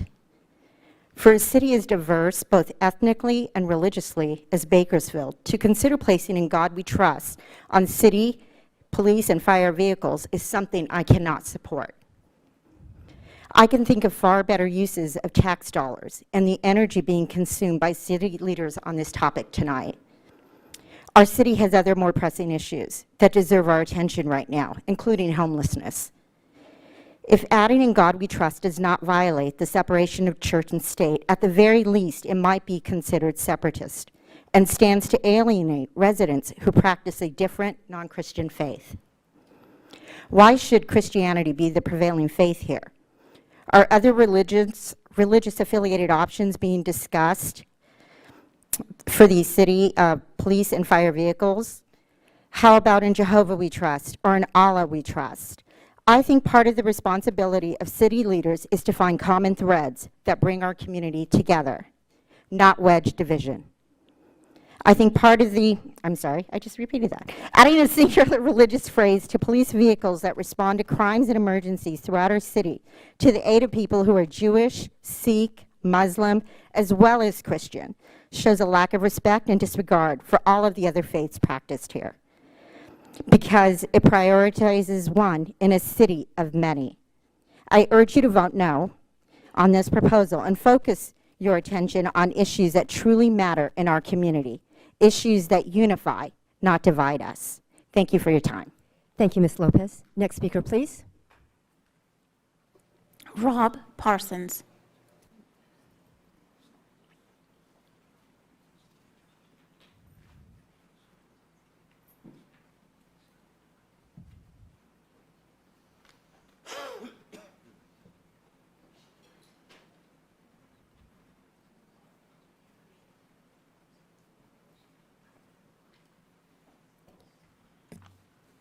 Welcome, Mr. Parsons. I am Rob Parsons. I've lived in Bakersfield Ward 3 for more than 35 years. I received all of my K through 14 education in Bakersfield Public Schools from 1948 to 1962, straddling the 1956 elevation to official motto status of the Civil War rallying cry, "In God We Trust." In the early 1950s, I saw the end of a Cold War inquisition called McCarthyism. When I began 8th grade in the fall of 1956, I was told of a new scheme designed by Reverend Billy Graham and President Eisenhower to merge Christianity and patriotism into a weapon to combat godless communism and ensure Ike's reelection. "In God We Trust" was the official motto of America, to appear on the engine of capitalism, our money, and "Under God" was inserted into our Pledge of Allegiance. We all watched each other to see who would not say "Under God," and thus expose themselves as atheists and therefore communists and un-American. In the summer of 1957, while on the train taking Kern County Boy Scouts to the Jamboree in Pennsylvania, I was told by a scout from Shafter that if I believed in evolution, I couldn't believe in God, implying that I was an atheist communist. We attended different churches in the same denomination. In the 1960s, the father of a high school and college friend was the philosophy professor at Bakersfield College who taught the World Religions course. Local Christians did not like the amount of time spent on Christianity, so they systematically harassed him and finally burned a cross on his lawn and succeeded in chasing him out of town. Since 9/11, I have seen a return to McCarthyism with Muslim terrorists replacing godless communists in many instances. In my paper, I've listed some situations that I've encountered through the years to save time. I have witnessed numerous acts of discrimination and verbal and physical assault against religious and ethnic minorities. Children and adults in the gender spectrum have occurred in Bakersfield. I was in New Zealand in March, arrived in Christchurch 4 days after a xenophobic white racist had killed 50 Muslims aged 6 through 89 who were praying in 2 mosques. I learned that many of the victims were refugees who escaped religious persecution to immigrate to the second safest country in the world after Iceland. The killer was angry that Muslim immigrants were taking white New Zealanders' jobs. Mr. Parsons, your time is up. Okay. Thank you. Read the rest. Thank you. This is the thin blue line sticker that we are proposing as an alternate to, as an e pluribus unum sticker. Thank you, Mr. Parsons. We have over 20 requests still to go, so I'm going to ask you again just to keep your remarks as concise as possible. And Madam Clerk, I'm going to ask you to call 2 people at a time just to make sure that we have 1 person positioned. If you can come in, the second person just sit right next to Mr. Clark so we can move this along as quickly as possible. That would be helpful. So, Madam Clerk, would you call the next 2, please? Isabel Sturley and Ray Scott. So, Mr. Scott, if you could come and just sit right here in the front row so that you'd be ready to go.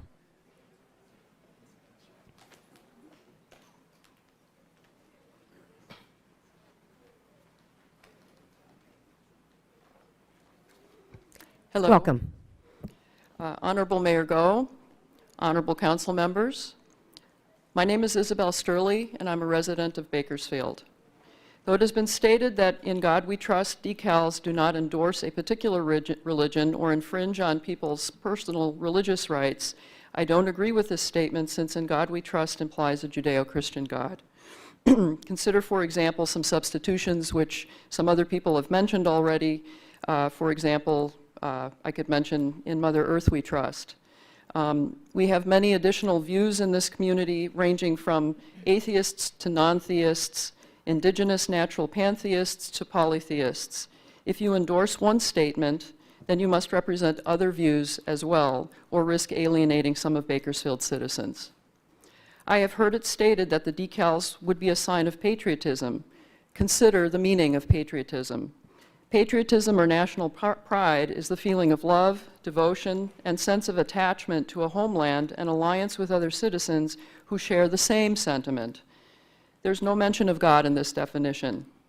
I feel that there is an implication that if people do not support the In God We Trust decals, that somehow they might be considered unpatriotic, further alienating some citizens.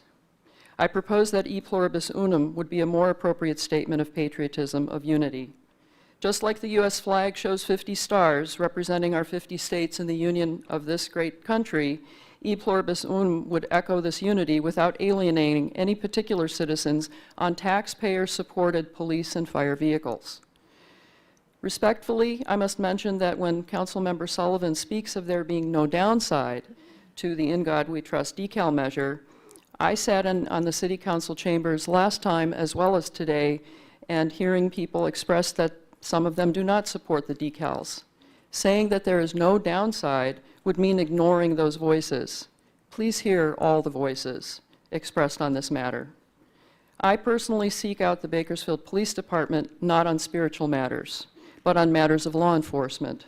I respectfully encourage a no vote on the decals as proposed. Thank you. Thank you, Mr. Lee. And now, Mr. Ray Scott, and then would you call the next speaker, please? Good evening, Mayor Go, council, staff. Ray Scott, resident, Bakersfield.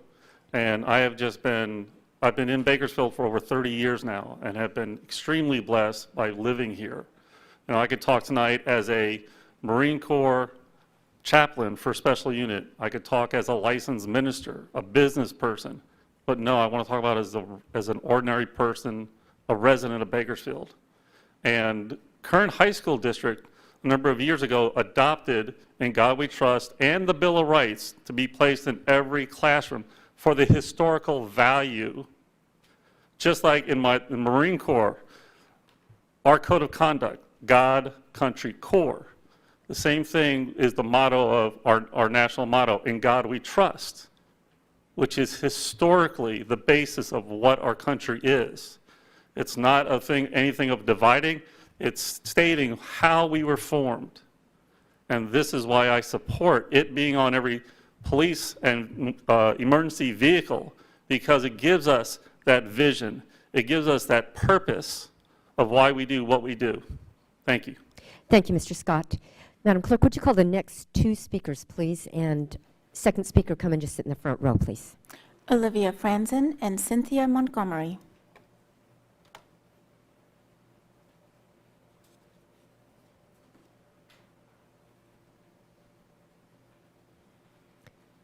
Welcome, Ms. Franzen.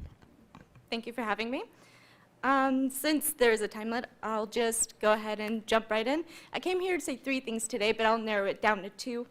So the first thing is, not to the council's ignorance, Councilwoman Jackie Sullivan is the head of a nonprofit political organization called In God We Trust America Incorporated. This is an obvious conflict of interest, because Mrs. Sullivan is unable to listen to and contemplate objections from citizens, and therefore is unable to objectively make a decision on this issue because of her private and professional investment in the outcome of this vote. Because she is not financially benefiting from this outcome, her actions are indeed legal according to the Fair Political Practices Act by the state of California.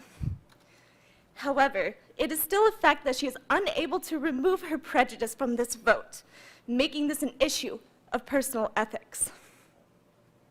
Because Mrs. Sullivan cannot make an objective decision, I suggest that she excuses herself from the vote tonight. This would also suggest that the council should revote on any In God We Trust signs in our public buildings with Mrs. Sullivan excused, in order to avoid any potential conflict of interest. The third thing I came to say is that I strongly believe that it is the duty of the elected representative to be, 1, realistically aware of the silent majority and their real-life concerns and issues such as water for our farms, rising food prices, and the unreasonable prohibition of a medicinal plant. And 2, to be objective and reasonable on every issue that comes before them. Usually this means the representative would rely on their critical thinking and reasoning abilities to make decisions on issues outside of their personal biases. And 3, to be respectful and sensitive to differing beliefs and thoughts of the people in their constituency. I expect all elected officials and representatives from federal to city to respect their position to this degree. Although I truly believe that substantial change exclusively occurs at the local level. Thank you. Thank you, Ms. Frenson. Madam Clerk, would you call the next speaker and then the other one, please? Cynthia Montgomery and Margie Bell. Ms. Bell, would you come up and sit in the front so we can move along quickly, please? Welcome, Ms. Montgomery. Hi. Thank you for allowing me to express my opinion tonight. I'm here to ask you not to add "In God We Trust" to BPD police cars. The phrase is divisive and exclusionary and violates the separation of church and state that protects everyone's right to live according to their own beliefs. The separation of church and state protects the rights of Christians just as much as it does people of other religions and those with no religion. Who is the we in God We Trust? Does that we truly include all? There are many here in Bakersfield who are Sikh, Hindu, Muslim, along with others who do not trust in any gods. They are all excluded from being part of the collective we by this statement. And which God does the statement refer to? I do not believe, as some state, that it is a generic fill-in-the-blank term that can be applied to any God. If it were, you would have people from many different religions in support of the statement, and yet it is almost exclusively people from one religion asking for it. There are more effective ways to show support for the police department. Adding a religious message to their vehicles is unnecessary and has potential to cause divisions within the police force and within their interactions with the community. It forces the officers to declare their faith as part of their job, and those who do not wish to display the phrase on their work vehicle are marked as outsiders in the community and possibly the department because they are not included in the we part of "In God We Trust." I've lived in Bakersfield for over 25 years. I've bought property here and raised children here. I'm going to school here and working towards a career in which I can serve and care for members of this community in their time of need. I am your neighbor in every sense of the word. The Bible says to love your neighbor, which is a message I fully agree with. Yet how can you say you love your neighbor and at the same time exclude them or make them lesser members of the community? I'd also like to address the meaning of the phrase "In God We Trust," the constitutionality of it. It was not deemed as unconstitutional because it was declared devoid of religious meaning because of rote repetition. If it's devoid of religious meaning, why are we bothering with it? Why are we adding a resolution to add it to the cards if it doesn't have meaning? And if it does, then you have to acknowledge that it's violating the separation of church and state. Thank you. Thank you, Ms. Montgomery. Next speaker, and then call the next one, please. Margie Bell and Reverend Dawn Wilder. Thank you. Welcome, Ms. Bell. Thank you, Mayor Go and council members. I'm a Christian. I was raised in a mainline Protestant church. I attended Sunday school, confirmation for 2 years. My church did not surprisingly favor prayer in school. And that was interesting to me, and I wondered why. And it had to do with respect for diversity. It had to do with prayer as being personal, as part of one's relationship with God. I've taught Sunday school for probably more than 30 years, and I am a constant church member. But I think we need to look carefully at really the motive for this, and there have been some eloquent people who have spoken tonight. But we need to understand that American democracy was founded on the bedrock of religious freedom. Freedom to choose a religion, Judaism, Christianity, Islam, etc., or to not choose a religion. I am very proud and I am very patriotic because of our country's attempts to honor deeply held cultural differences and religious beliefs. If anything, we should be following the golden rule of doing unto others as we would want them to do unto ourselves. If you put yourself in the place of a religious minority, you don't probably relish the idea of being excluded from the mainstream of believers. There's one other thing. Justice for all would be a much more appropriate motto to put on a police car.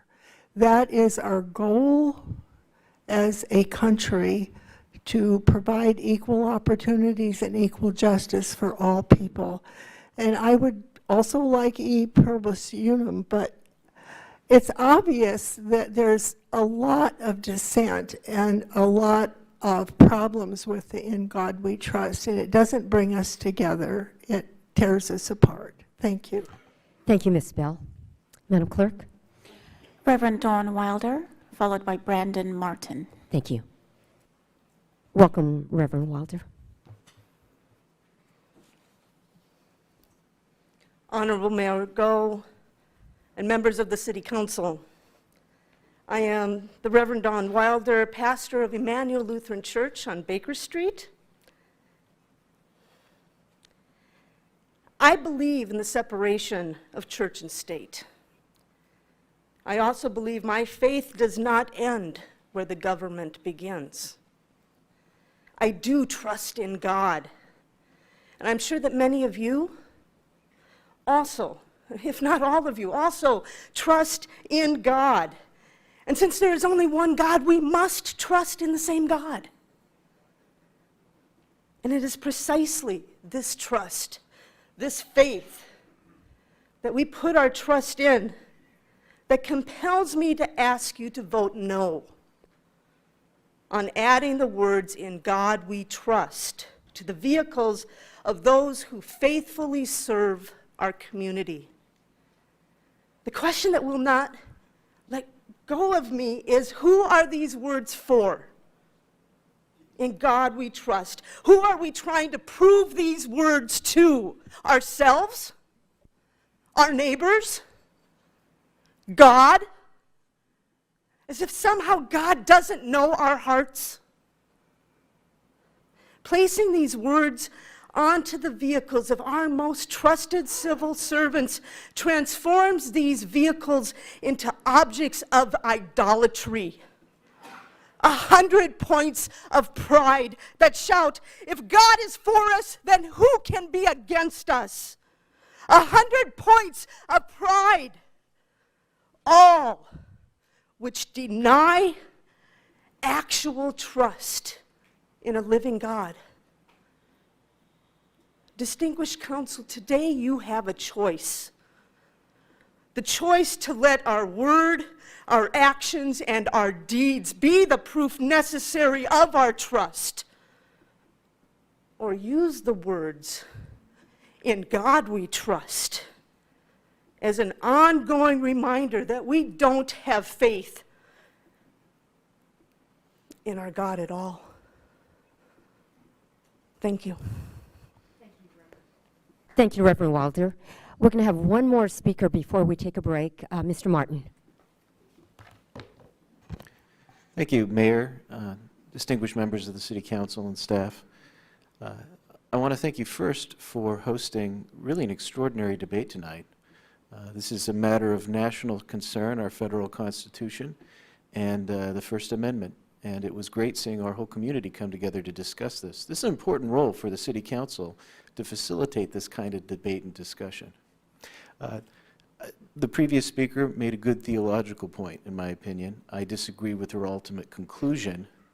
And I also think the discussion about whether "In God We Trust" is a good national motto is somewhat aside from the debate before you tonight. It has been the national motto. It is the national motto. It's been the national motto since 1956 when Eisenhower signed it into law. The first Ninth Circuit opinion approving this national motto was in 1970. That's 7 years before I was born. And the reasoning hasn't changed. So in my mind, this is, for me, a question about not so much the legality of In God We Trust, which I said has been upheld by the courts. It's really, do I want this on city vehicles, on public safety vehicles? And that's what was posed to me when Pastor Frazier asked me to speak. And I think that's something that I very much want. And I had to have some self-contemplation about why that's the case. I represent businesses most of the time as a lawyer, but I also represent victims doing plaintiff's work. And I've had sleepless nights as a result of that. I can't even imagine what the men and women who work for the city as public safety officers must experience. And I want them to know that there is something deeply patriotic about their fulfillment of their duty as law enforcement officers. And maybe this doesn't matter in the day-to-day, but in very dire circumstances, which I know they face, which I know happens to them and the people they serve, I want them to know that there's something transcendental. And if you look at Ms. Montgomery, who spoke before, the Supreme Court decision she references, in which Sandra Day O'Connor says that the words "In God We Trust" are constitutional as not in violation of the establishment cause of the Constitution because they've been repeated so many times and are now meaningless as a matter of religion. Well, that's a good point, and that's true, but the opinion goes on to emphasize that they have great meaning and great power as words of patriotism that we've expressed. It's how we've expressed ourselves since the founding of our country, and how we continue to. At least I hope so, and I hope the City Council will support the continuation of that communication, because I think it's very important in instances involving law enforcement. Thank you, Mr. Martin. We're going to take a 10-minute break at this point, and I'm going to ask you to continue to be respectful one of another, and let's come back here at 7:19. Mayor, just for information purposes, how many speakers remain? We still have probably 13, maybe 15. Oh, thank you. Okay, thank you. We still have a number of speakers who have requested to speak, and typically we don't go on this long, and so the council has been gracious to extend the time. However, we need to be cognizant of that we are way over the typical 15 minutes that we allow for this portion. So I'm going to ask the city clerk to call all of the names in the order and have you all line up. You'll be standing here and just try to move through as quickly as possible. So the first person will be here, and the rest, if you would line up on this side and just move through. And if somebody's already said what you've said before, please don't repeat. You can just say, I agree with that, or just something concise. And so, Madam City Clerk, would you please call the speakers in order and have them line up?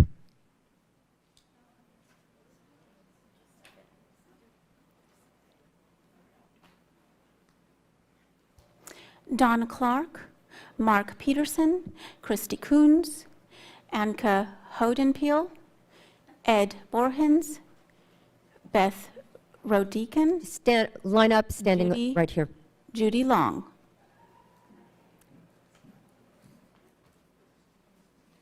Others? Is that all, Madam Clerk? Yes, ma'am. Okay. Oh, thank you. Ready? All right, Mr. Clark, welcome. Thank you very much. Honorable Mayor Go, members of the council, city staff, my fellow citizens, and members of the media. For the first 170 years of the founding of our nation, the First Amendment of the Constitution firmly protected the God-given rights of the American people to freely, fully, and publicly express their faith in any way they chose to do so. Under that protection, public expressions of faith sprang up everywhere across this land from the soil of the sovereign will of the people. But then, at the onset of the 1960s, the United States Supreme Court, acting in defiance of all of its prior precedents, acting in complete disregard of the unanimous rulings of 3 lower courts beneath them, in one of the most mistaken and misguided series of rulings ever handed down from that high bench, abolished public expressions of faith in the name of a completely misunderstood and misapplied doctrine of separation of church and state thus making a phrase that was not even in the Constitution the iron law of the land. That ruling has since been used to try to remove from our nation's public life all reference to the Almighty. The beautiful seal at the center of this council chamber proudly and properly bears our constitutionally approved national motto, "In God We Trust." Today, that seal is the symbol of a rising movement in this land to reclaim and recover our inalienable right to publicly share and openly express our faith without official interference, thus recovering our original freedoms. If it can be shown that the people of Bakersfield support this measure before you, I respectfully call upon you to pass it. But I further call upon all levels of government, including the Supreme Court, to reverse, rescind, and repeal any law, ordinance, rule, or regulation that is based on the fraudulent doctrine of separation of church and state, which the very author of that phrase, Thomas Jefferson, never intended to be used in the manner in which it is so wrongfully applied and so improperly enforced today. So I stand here this evening with Abraham Lincoln, who said to his generation of Americans, "It is the duty of both men and nations to acknowledge our dependence upon Almighty God." And to everyone in this room, I would say, whichever way this goes, I believe the most important American right is the right, the absolute right, we must grant respectfully to one another to be absolutely wrong. Thank you, Mr. Clark. Madam Clerk, I have more speaker cards than you read, so would you please read the rest of them? Jordan Wells, Mary Helen Barrow, Neil Sanapa, TJ Esposito, and Pastor Justin Medlock. Thank you. Please call the next speaker. Mark Peterson. Welcome, Mr. Peterson. Honorable Mayor, council members, thank you for this opportunity.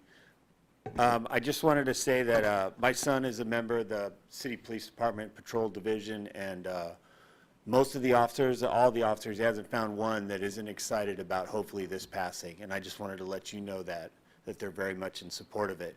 And then I just wanted to let you know, Mr. Martin made a comment a few speakers back. And in 1996, I was shot in the line of duty in this city on Olive Drive and Highway 99. And the suspect got out of the vehicle and shot me, and as I returned fire, he continued to fire at me. And I just wanted to let everybody know that I saw these brown hands swatting the bullets away as the suspect was shooting at me. Wow. And the trust I had in God got me through that situation to where there was no further loss of life. And I just wanted the council to know that how much my belief and my trust in God got me through that situation. And thank you. Thank you, Mr. Peterson. Next speaker, please. Christy Coons.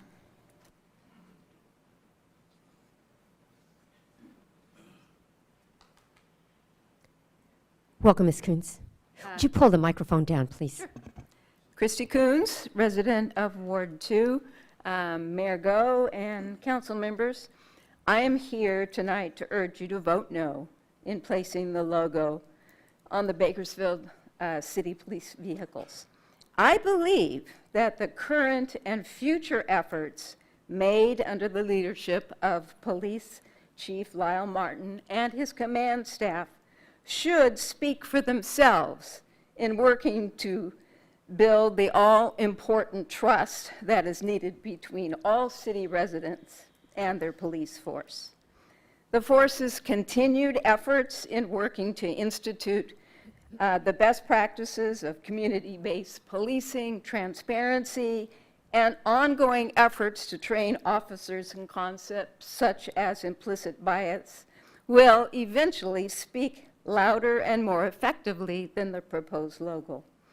Why the sentiment behind "In God We Trust" may sound appealing, as a lifelong person of faith and an active church member, Emmanuel Lutheran on Baker Street, I believe its message in the end, will come off as exclusive rather than inclusive of all city residents. And finally, I stand on the traditional, historic American value of the separation of church and state. Thank you for what I trust will be your deep and thoughtful consideration of this proposal. Thank you, Ms. Coons. Next speaker, please. Anke Hodenpeel. Welcome. Thank you, Mayor, council members. Thank you for letting me speak. I'm Anke Hodenpeel. I'm opposed to placing the placards displaying "In God We Trust" on our police and fire vehicles for a number of reasons. First, just because it is historical doesn't make it right, nor does it make it inclusive. Laws have in the past and can change, just as traditions can evolve. Second, the staff who ride these vehicles may themselves not share your beliefs in God, and to ask them to ride in such a vehicle is just an added stressor to an already stressful job. Third, to do so will, by default, make religion a topic in the workplace, something I'm quite sure, as it has been in all my workplaces, would be against department policy. God is not a universally accepted construct. Fourth, I pay taxes, as do other citizens of Bakersfield. I do not want my taxes to pay for free advertising for an ideological construct. Already, churches do not pay taxes, and now they will also be receiving free advertising. Who else gets to jump on this bandwagon? The pizza place down the street or the gas station on the corner? Fifth, what happened to separation of church and state? This separation is something I am promised to by my government. Are we really willing to turn a blind eye to the Constitution, a document written by men who fled religious persecution? This is a fine line, for you will be reintroducing this very same persecution by the seemingly simple act of placing a placard on a government-financed vehicle. Sixth, I am a person of faith. As such, I am ultimately opposed to this flagrant evangelization of our community. This is the church's job, not the government. Why would government think that they can do a better job than my priest? Seventh, as a person of faith, I say if you place this placard on a police vehicle, then perhaps those officers in the vehicle need to follow the mythology and constructs of a God-fearing community. Therefore, remove all weapons, as violence is not a teaching of God, not in any mainstream church I've ever been a part of. Remember the commandments, thou shalt not kill. 8, finally and surely, we can spend the money in a more effective way, improving staff training, or perhaps hiring more support staff. Thank you for your consideration. Thank you, Ms. Hodenpyle. Just a reminder, we have many more speakers to go. Typically, this is 15 minutes, and so I'm asking you to please be considerate and try to say your statements as concisely as possible. Madam Clerk, next speaker, please. Ed Borgens. Good evening, council members and Mayor Go. Just a word of context, my name is Ed Borgens, and I'm a lifelong Protestant Christian. My family and my church taught me to trust in God, not my government. Just a point there. Another point, I have been teaching political science for almost 30 years now. It's been my lifelong passion. And we talk about a lot of issues in political science in my government courses. One of those is how diverse our nation is. A lot of my students are familiar with the term melting pot, and I introduced them, a lot of them are not familiar with this one, we're also a salad bowl here in America. We are a nation of immigrants. We did not leave our complete identity at the door when we immigrated to America. We're diverse culturally, we're diverse linguistically, we're diverse religiously. If you look at religion, especially among young people, the fastest growing group is no religion at all. And if you look at millennials, age 40 or 35 and under, it's more than 35% now.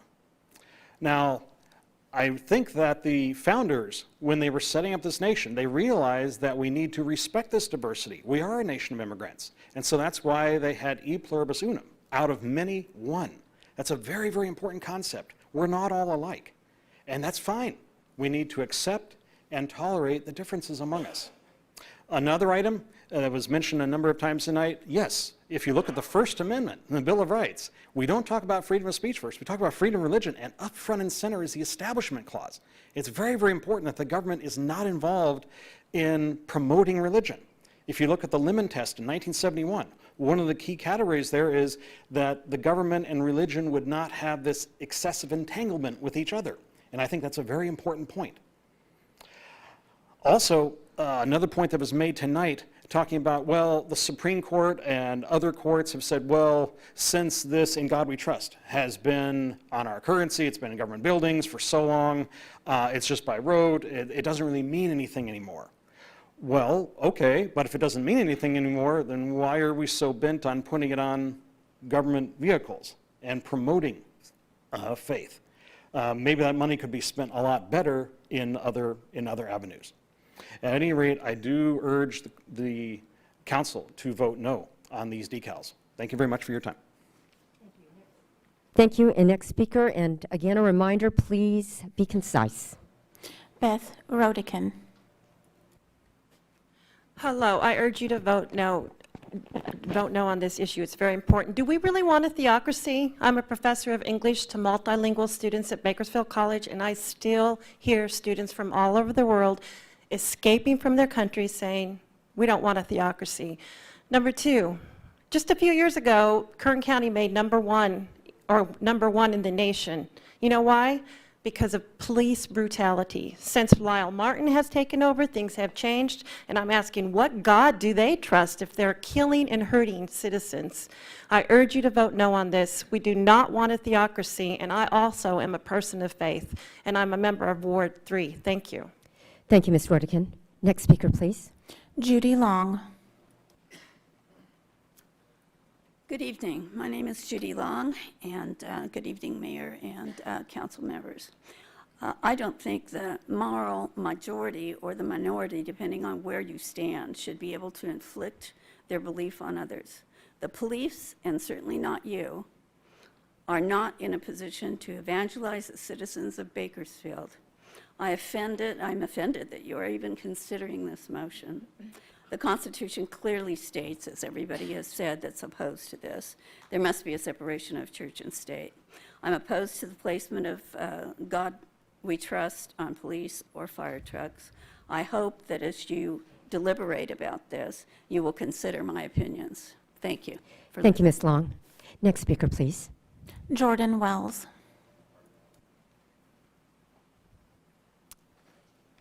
Welcome, Mr. Wells.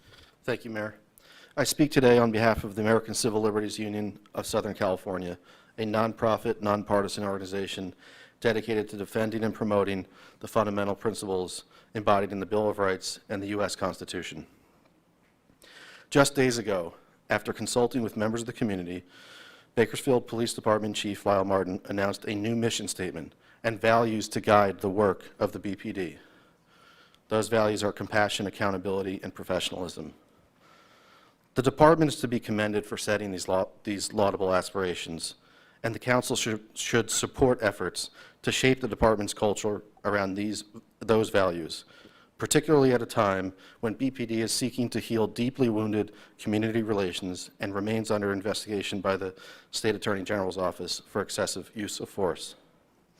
For example, the council could display the newly inaugurated values on BPD patrol cars, as other major police departments have done with their values. Instead, the council is considering a misguided plan to place In God We Trust on patrol cars. Religious liberty is one of America's founding principles.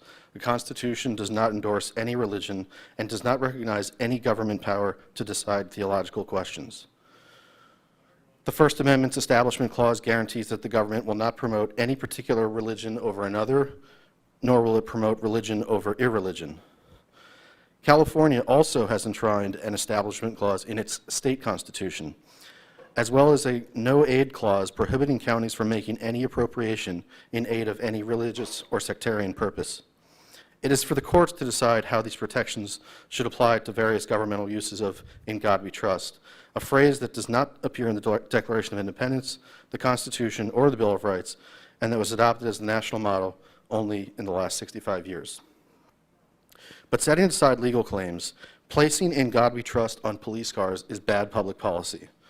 There is, of course, the real sense in which the phrase endorses belief in a single God, alienating both residents who do not share that belief and thus may wonder whether they will be afforded the same police protection as their neighbors, as well as would-be cadets facing the prospect of bearing a religious belief that they do not themselves hold, and who thus may wonder whether they can find a home amongst the ranks of the BPD. Additionally, "In God We Trust" dangerously suggests divine involvement in the actions of the police department. Unlike God, police officers are fallible. Their conduct should be scrutinized by the public, and when they overstep their authority, we must insist on accountability. In the same vein, we should encourage people to know and to assert their rights, not demur in reverent obedience to a claimed divine authority. In closing, the ACLU urges the Council to reject or at least table this proposal and instead work with the community to develop measures to help bring BPD in line with its newly inaugurated values of compassion, accountability, and professionalism, and we stand ready to assist in that work. Thank you, Mr. Wells. Next speaker, please. Mary Helen Barrow.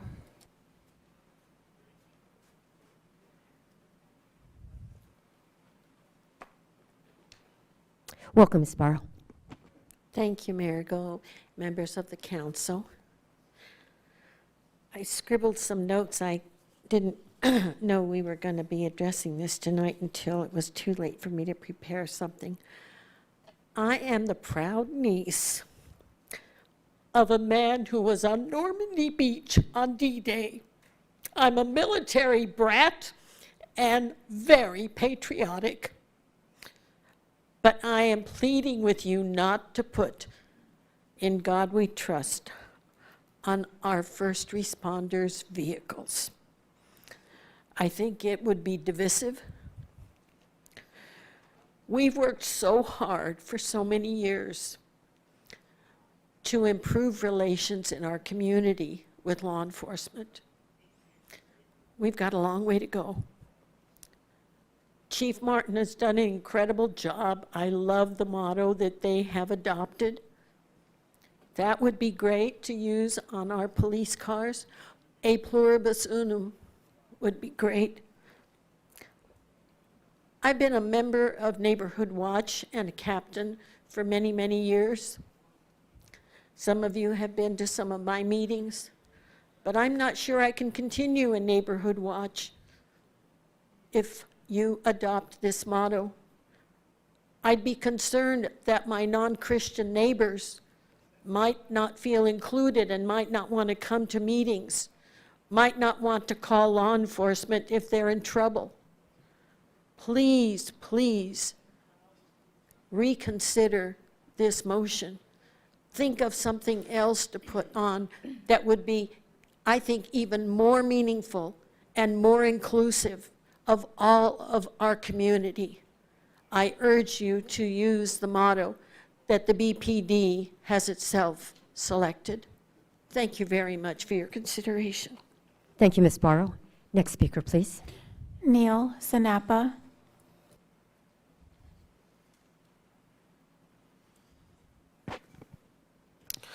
Good evening, Honorable Mayor Go, City Council members, staff, and the rest of our community that's here. Thank you all for participating in our democracy. So I went to Heritage Christian Schools. I also went to Garces High School, and I also belong to a Hindu family. So, you know, I've been to temples, I've been to churches, all throughout Kern County and Bakersfield, and actually all throughout the world. You know, one thing that's very plainly obvious to me is when you state the word God with a capital G-O-D, that is a Christian God that you are talking about. You need to do some kind of mental gymnastics to convince yourself that that represents all gods of all faiths, because it doesn't. So, you know, throughout the time that I spent at Garces High School, they taught us about, the Catholic religion. When I was in elementary school, they taught us about the Christian religion. And those institutions are allowed to use God because they're private institutions. As a public institution, as something that is publicly funded, I don't believe that our city should be promoting God, particularly on emergency vehicles. Church and state should be separate. We should respect that. And, it's just something that shouldn't be happening. Our police officers don't represent a specific religion, and they shouldn't. And that's all I have to say. I urge you very much to vote no on adopting these stickers on the police and fire vehicles. Thank you so much for your time. Thank you, Mr. Sinapa. Next speaker, please, Madam Clerk. TJ Esposito.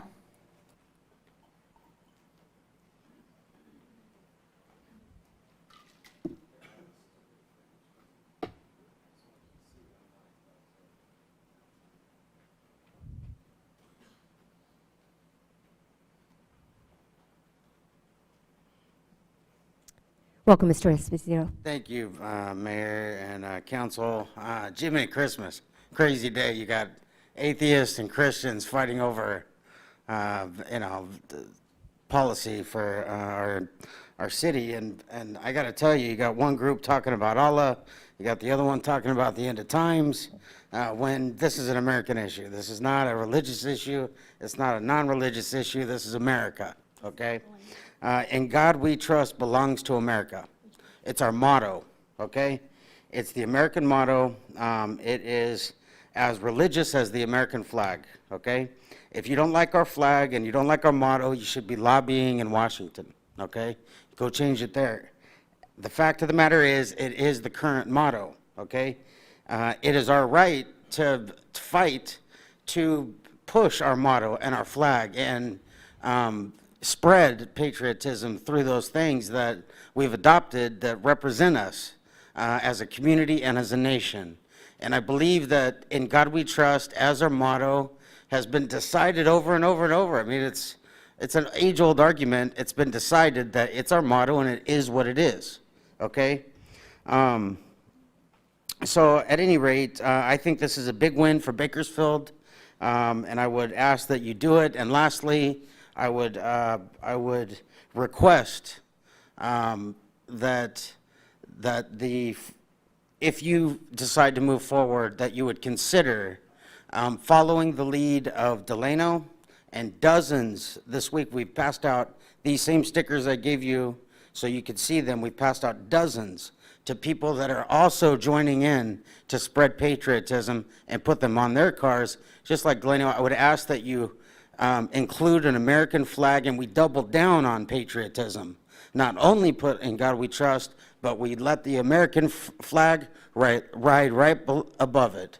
So I would ask that you follow Delano and that you follow the other citizens in Bakersfield that are joining in, and that we put a nice, big, beautiful American flag and our beautiful motto, In God We Trust, right below it, and that we be proud of who we are and where we live and who we are as a country. So, thank you. Thank you, Mr. Esposito. Madam Clerk, next speaker, please. Pastor Justin Medlock. Welcome, Pastor. Thank you. It's an honor to be here. Thank you, Mayor Go, Honorable Mayor Go. Thank you, members of the council, along with city staff. I'm glad to be here. My name is Pastor Justin Medlock. I don't live here. I am from Shafter, your guys' next door neighbor, and I'm kind of the guy that's overseeing some stuff over there with the decal stickers. And, I've heard a lot of arguments all day. And by the way, am I the last speaker? Can we just take a deep breath? Thank God for that. Anyways, I'm gonna obviously for it, and I'm a Christian and I love Jesus, but I'm gonna play the devil's advocate here, okay? Let's pretend that there is no God. Well, even if there is no God, you can't dispute the fact that God has brought out the best in us. And when you look at our nation's history, we've turned to God in World War I, World War II, Vietnam, the Korean War. We've turned to God in all of these things. And, when you kind of think about it, the idea of God has brought out the best in us. When you look at our nation's history, when you look at, the civil rights movement, when you look at the freedom of slaves, where do you think those men got that idea? I mean, do you think those men woke up one day and said, hey, man, I'm making a bunch of money off these slaves, but, we need to free them now? Do you think those men just woke up one day and thought that? No, no, no. Those convictions came from God. And the reason why those convictions came from God is because God has always brought out the best in us. He's brought out the best in us in every way that we can fathom. And so to take that away from our public entities, I mean, it's a huge mistake. I mean, you don't have to look very far to see the devastation that our school systems have had because we've taken prayer out of schools, because we've taken God out of schools. And, there's a lot of people here that say, oh, you're going to infringe upon my rights, if you put these decal stickers on it. Well, I guarantee you a dime to a dollar, if those decal stickers are on a police vehicle and you need help and you call 911, you're still going to receive the same exact services as you would if you didn't have the decal stickers. And so we're not infringing upon anybody's rights whatsoever. I got $100 right now, and I'll bet you I can go up to any atheist right now, and I can give them that $100 bill, and they'll take it. You know why? Because it's a $100 bill, and guess what? It still says, "In God we trust." And so I just want to urge you, faithful members of the council, that the time is coming in our nation where it's going to require strong leadership, and it's going to require people who lead with conviction and not by fear. Don't base your decision on fear. Base your decision on what you know is right. I would like to hope that Bakersfield, like Shafter, has a city council that bases their decisions on convictions and not on fear-mongering from the other side. And so I'm here, I'm in favor of it just because the idea of God has always brought out the best in us. And so please, don't take that from our public entities. Thank you. Thank you, Pastor. And I see one more speaker card. Do we have one more that you forgot to call? Yes, Madam Mayor, Yvette Flores. Welcome, Ms. Flores. Thank you. Hello. Thank you, everyone. I'm sorry. I needed to come up here. I have lived in Bakersfield my whole life, practically. I love this community. I am proud to call myself a resident of this community. And I'm not the only one. There are thousands of people in our community who fight for us and fight for the ability for us to have the ability to live here. And so by putting these decals on city-owned vehicles, we are pretty much misrepresenting thousands of people, thousands of non-Christians who have served us in many ways. I stand here today asking the council to not put these decals on our city vehicles because we're going to be representing a ton of people. And throughout the whole day today, people have talked about how this motto is quintessentially American, how this has always been our motto, how it's on our money, how it's, on our state buildings. But we have the ability today to set a precedent, not only to set a precedent for our community, but to set a precedent for our country. We have the ability to stand on the side of inclusion and unity rather than standing on the side of pretty much discriminating people who aren't represented by In God We Trust. I ask the council to please not put these decals on our city cars and to stand for once with the rest of the members in our community, because this motto has not only misrepresented people in our community, but it's misrepresented people in the United States for years and years. Thank you. Thank you, Ms. Flores. And now I'm going to return it to council for comment, and Councilmember Sullivan. Well, I appreciate everyone being here tonight. We've heard some very heartfelt opinions, and this is a very wonderful, very interesting, but a very, very important issue. And what has come to me, I am a longtime city council person.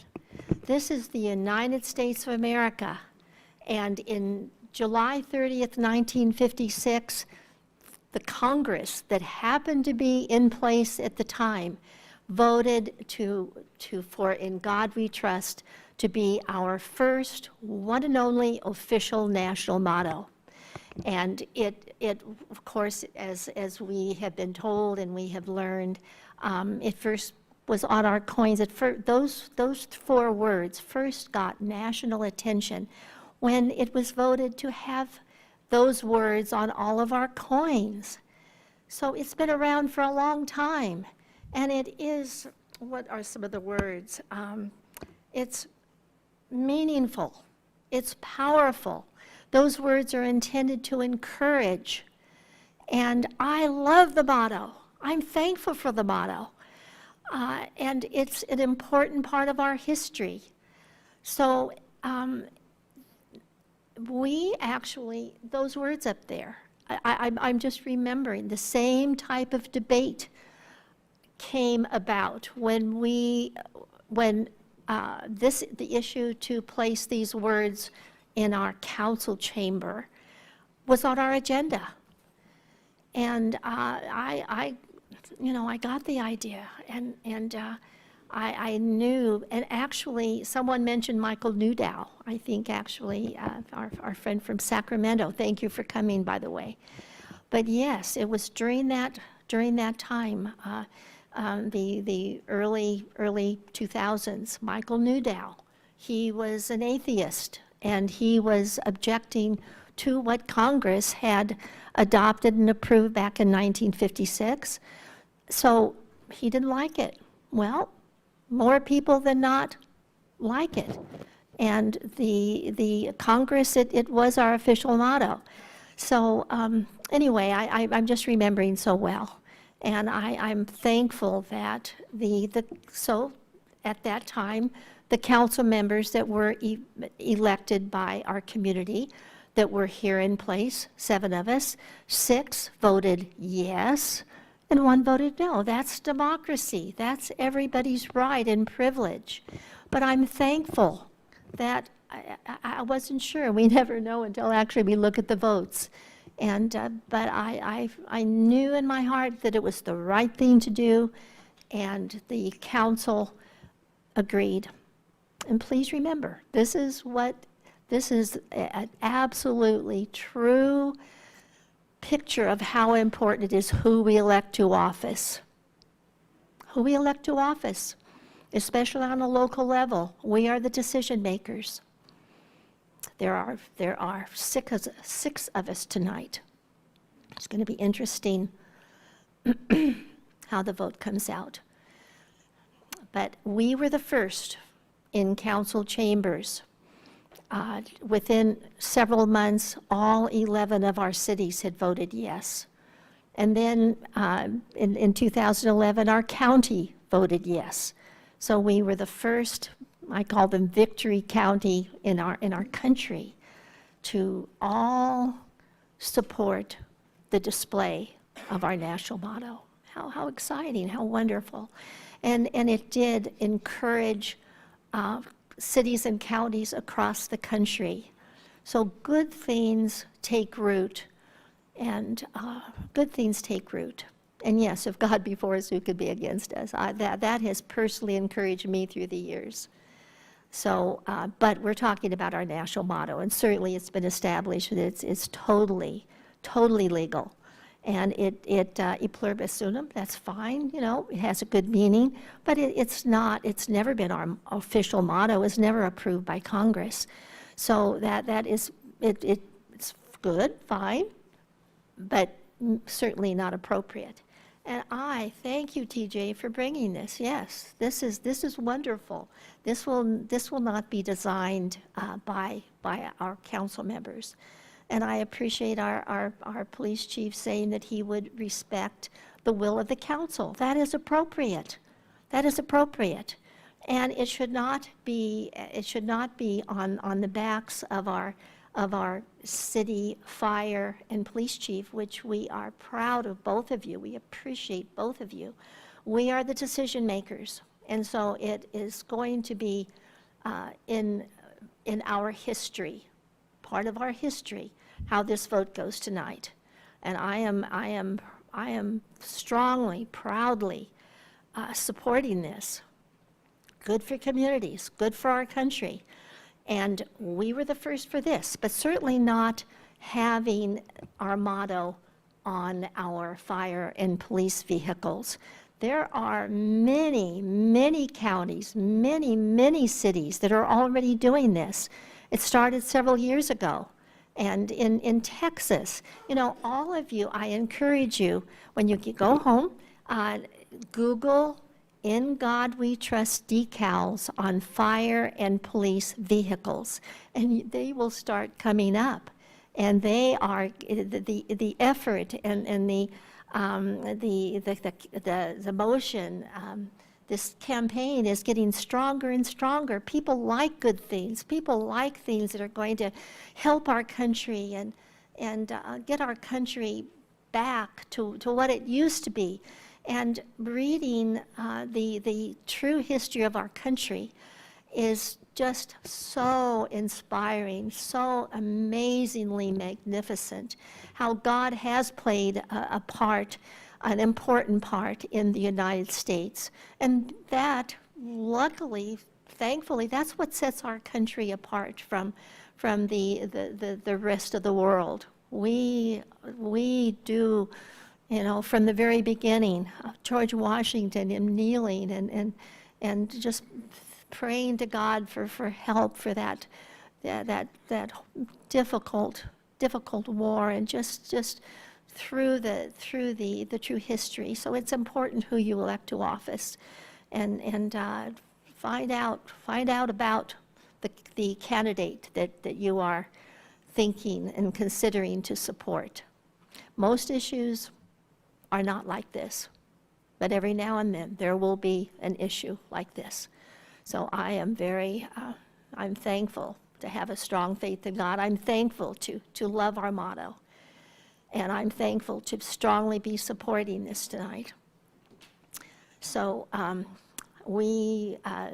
Delano, our little Delano, they voted several months ago. They voted yes. And these wonderful, I love these. Look at that is patriotism, and that's our history. So this is something certainly to consider. I'm sure they would be very proud to have it ours the same. So anyway, this has been quite a night. It is nice to, you know, I certainly did enjoy all the positive comments. I didn't quite enjoy as much the negative ones, but how great that we have an opportunity for public statements. But the people that are still here, that have come to speak on this issue, I appreciate it very much.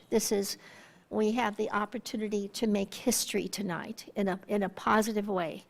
And Delano was the first on the West Coast. You know, this is big. This is California. You know, when I talk to people about displaying our motto in their chamber, and I say, I'm a longtime city council person in Bakersfield, California, the founder of In God We Trust America.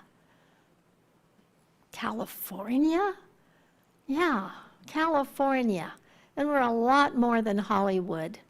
And we do need to elect people that have a strong appreciation for the history of our country, and have the guts and the backbone and the courage to stand up, to keep our country strong the way it used to be and the way it still is. We have a wonderful country. You know, we are all here because we are thankful to live in this country. And so I feel this is doing our part to keep it as good as we can. And I'm so glad I have here tax dollars. No tax dollars. Do you think that we would put something on the agenda that would cost tax dollars? Of course not. It's going to be donations, public donations. So, you know, hopefully that's an issue that won't come up again. Hopefully it's being made very clear. It's going to be private donations. And believe me, we will have no problem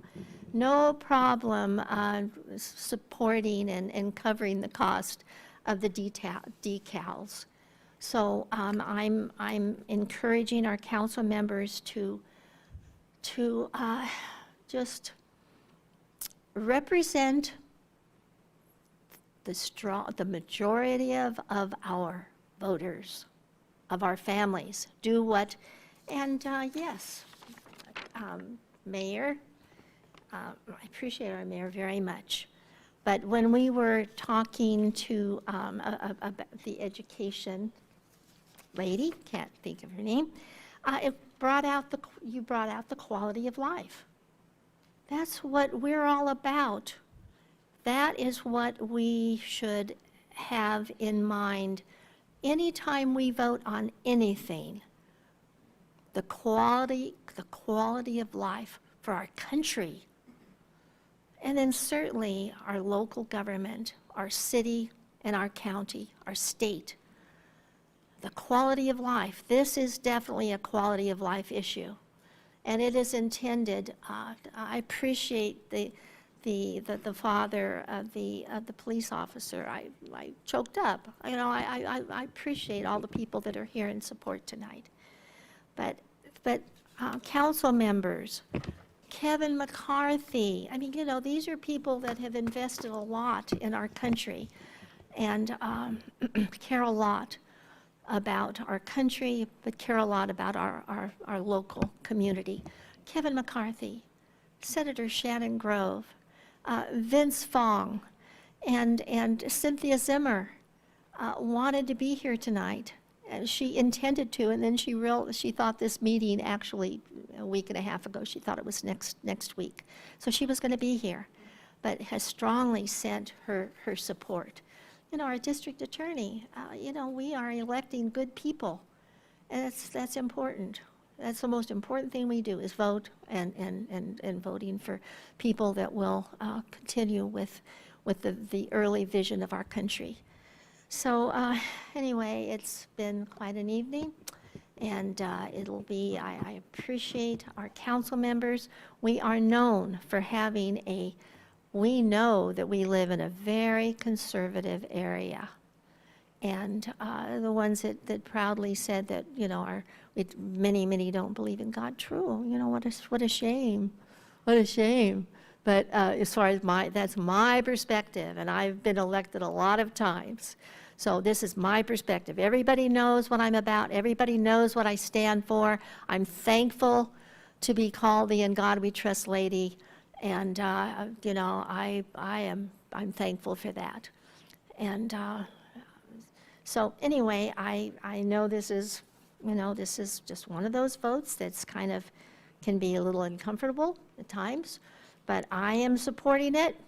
And so thank you for your patience, council members, and if there are any other, hopefully there will be some other positive comments. So thank you.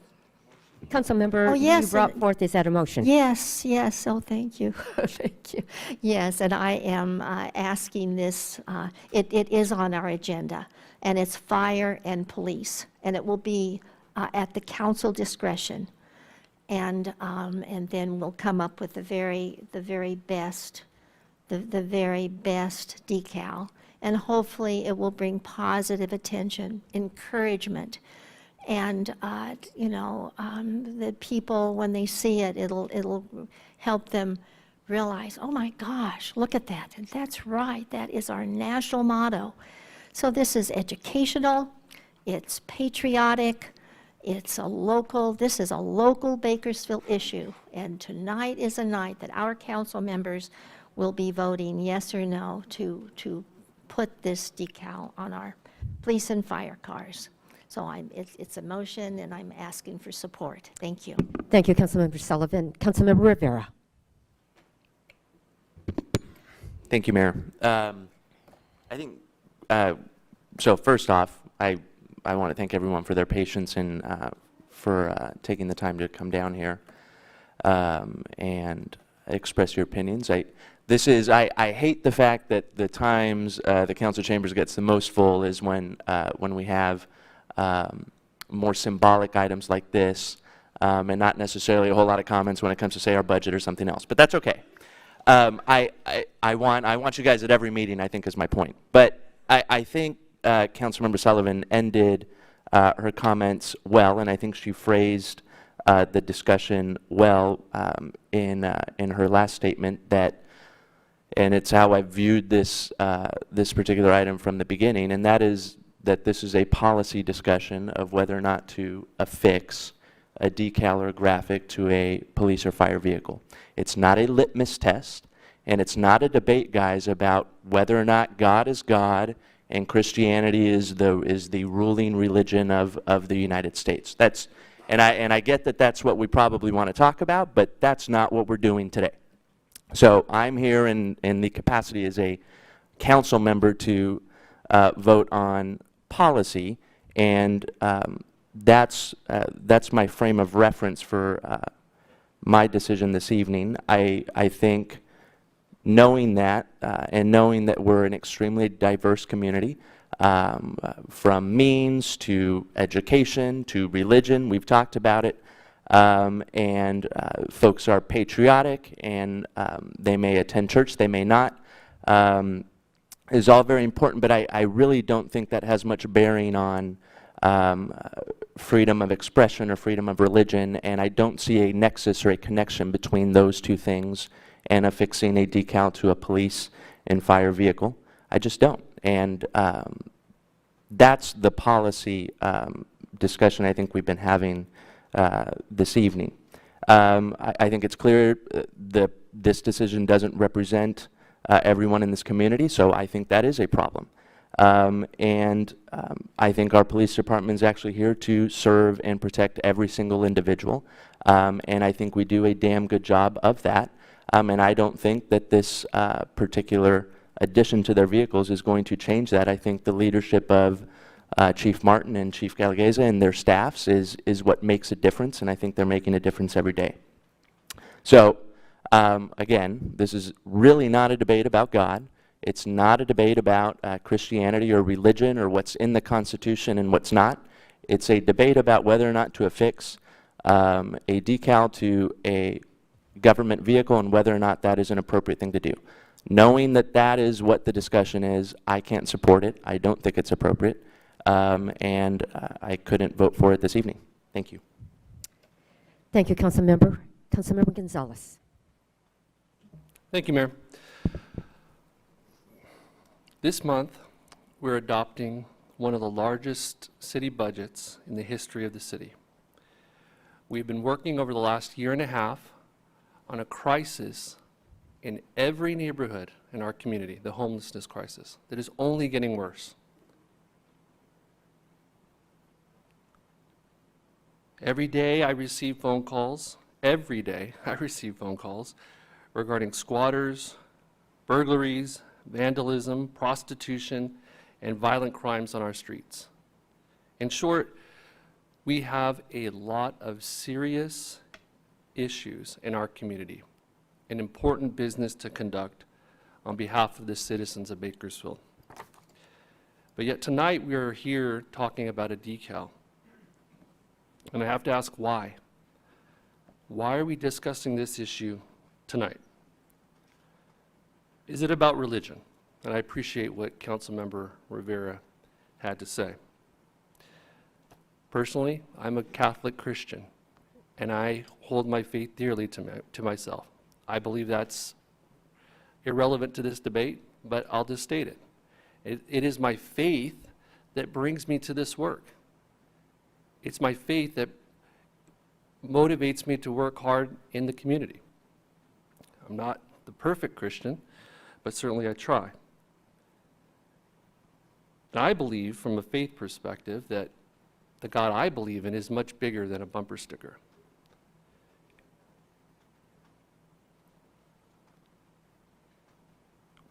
I believe that the God that I serve will bless our community and has blessed our community, and regardless of what we decide tonight, will continue to bless this great community. That's what I believe. This is not a proxy for some sort of faith debate. So maybe it's about patriotism. I heard that a lot tonight. And it could be, and I respect that. But from my perspective, I believe there are more significant ways through which we can display our patriotism as a community. Our 4th of July celebration, for example, and the investment that we've made in that, I think speaks to our patriotism in this community. Our Hometown Heroes banners program that we just launched in Ward 2 at the Amtrak station, I think speaks to that patriotism. I think the project we're working on behind the scenes to acquire the Veterans Memorial in downtown Bakersfield also speaks to that patriotism. So there are significant ways that I think we should continue to look at displaying our patriotism as a community. And I will be a champion of that. But ultimately, this council decision tonight, I believe, is really an administrative one. It should be left to the police chief and the fire chief to make, just as it has been years prior. We do not want to go down the road of deciding what sort of decals we want to put on every single vehicle, whether it be in the police department or fire department or public works. And I think we all need to remember as a council and as a community that we are a growing community. We're the 9th largest community in the state, 9th largest city. We're growing in diversity, and our problems are real that we have to address. They're big city problems, and we have a responsibility to serve all people in this community. So I join my councilman to the right here in opposing this motion. Thank you, Councilmember Gonzalez. Councilmember Smith. Thank you, Mayor. Love democracy and I love passion. I too think it's a policy decision. You know, we're going to put some decals on, or we're not going to put some decals on, and it's not a decision about our faith or your lack of faith or your different faith. I also am a man of faith and take that seriously in my day-to-day life, but it's not part of this decision. I think patriotism is good, and that's where I land on this. I am passionate about Bakersfield and have served under the national motto here for 6+ years now, and do not feel that that's affected my ability to direct decisions for the overall community. I, like the other council members, work hard for all the other problems in the community, the real problems, the homeless problems, the crime, the quality of life, more parks, more freeways, better transportation, safer streets for bicyclists and pedestrians. But I think that this can be a good thing, and so I am in support.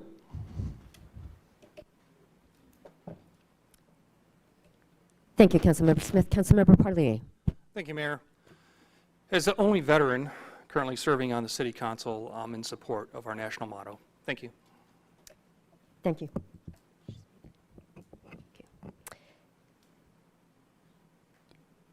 Is there anybody else who wishes to speak? Okay. I'm So, not going to, oh, excuse me. Yes. We have a motion at this point. I want one. I thank everybody here, but I also want to thank Angelo Frazier. Angelo, you've worked very hard for this. You've had your heart in it, and I do want to thank you. You have a motion. Please cast your votes.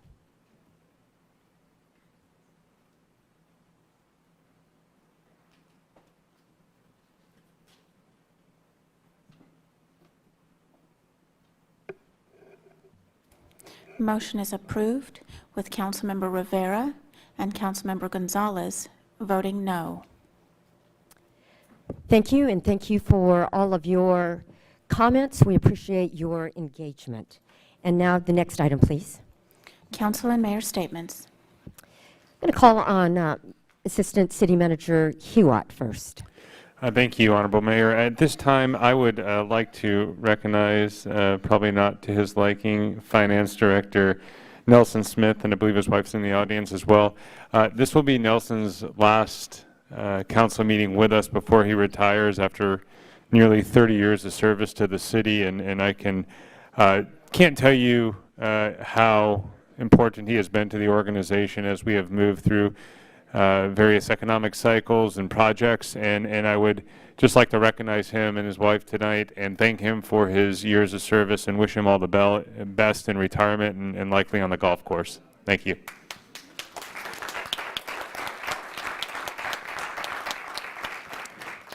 Thank you, Mr. Smith, for your service. Would you like to come up and address us? It's a lot of years.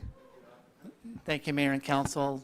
I just want to say that it's been a real privilege and honor to work for the city for 20.5 years, and I'm going to miss it, but thank you all. I love the staff, and I love my staff. I'm leaving you in good hands with Randy McKagan, but I've just really enjoyed working here, and thank you again.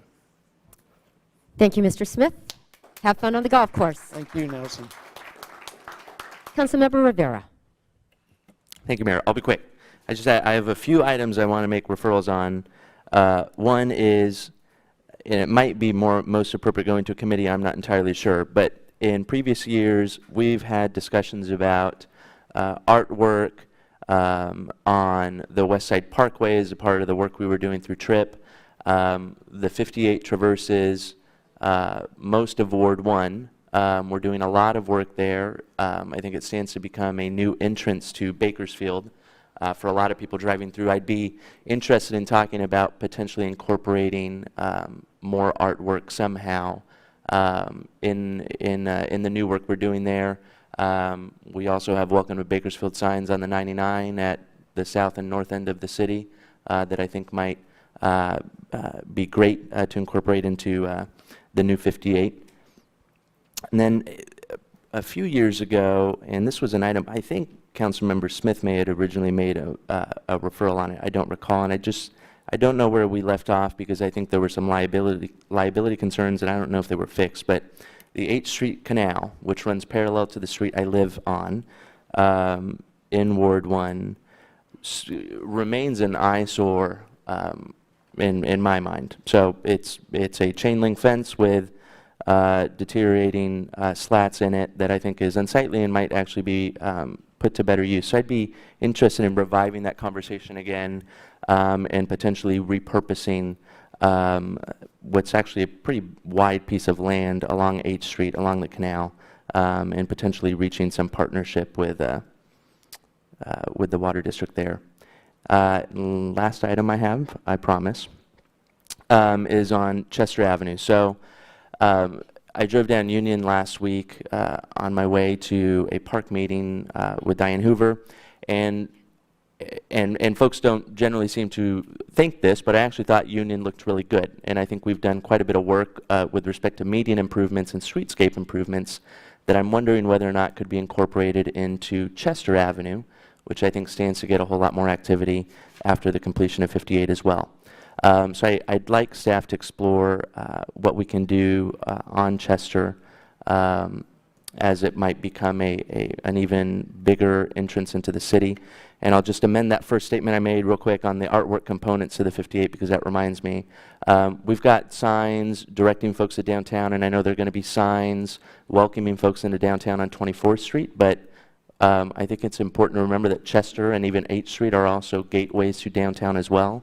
And I wonder whether or not there are some signs or some work we could do with Caltrans to ensure folks know that they could actually access downtown that way as well. Not that I don't want people driving 24th Street. I think it's going to be beautiful. But I'd hate for folks to miss that opportunity. That's all I have. Otherwise, best of luck to Mr. Smith, and enjoy your retirement. Have a great evening.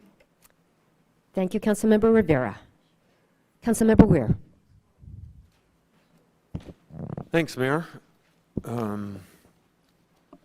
With Mr. Tandy's imminent retirement, it seems a good time to step back a little bit and consider what we, as the council, would like for this organization in the near future. Mr. Tanny has done a fine job, but this period will be a time for change, a time of change, and if we want to change the future, now is the time we need to start working on it. For some time, I have been interested in having an organization or group review the city's operations for efficiency, effectiveness, and customer service. This would have been an evaluation similar to the IACP report for the police department. We've also had several departments that have been very successful in being recognized or certified for their operations and work. It's time for the city of Bakersfield to engage in such a process. One such process could be certified as an ISO organization.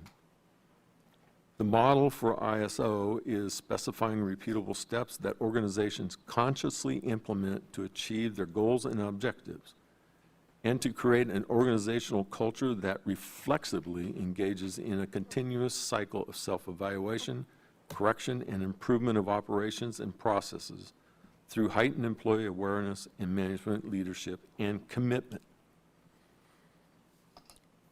ISO or any other certification or process will not happen quickly. It will take a long time.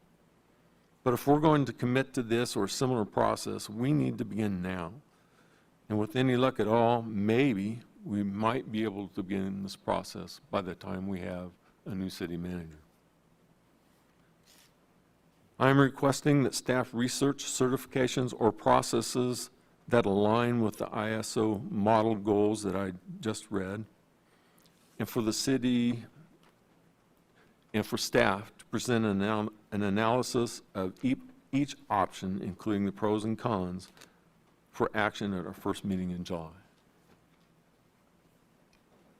Did I misstate, or was that clear? Okay. Good luck, Nelson. Good night, everybody. Thank you, Councilmember Weir. Vice Mayor. Thank you, Mayor.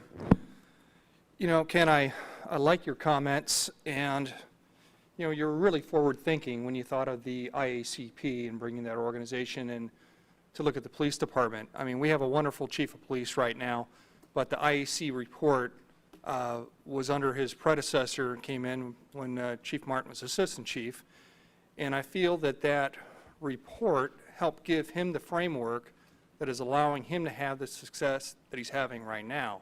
So regardless of who we hire as the next city manager, I think that a 360-degree review or 30,000-foot review of our city will aid us going forward. And on another part, regarding the departure of our esteemed city manager, I would like to get some dates for a special city council meeting to set so we can begin discussions about the appointment process.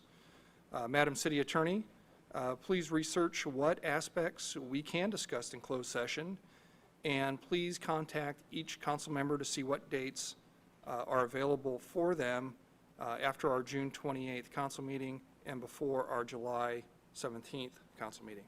Thank you. Thank you, Vice Mayor. Councilmember Smith. Thank you, Mayor. I just want to congratulate Nelson, too. It's been great knowing him a long time before I came to the city, and great working with him, and great job. And enjoy life. Thank you. Thank you. Tomorrow, June 6th, marks the 75th anniversary of D-Day. 75 years ago, more than 9,000 Allied soldiers sacrificed their life to gain victory that became the turning point for World War II. And today, in honor of their memory and the quest for freedom and the privileges that we enjoy today, I'm adjourning our meeting in commemoration of D-Day and those who sacrificed their lives for our freedom. We're adjourned at 8:26.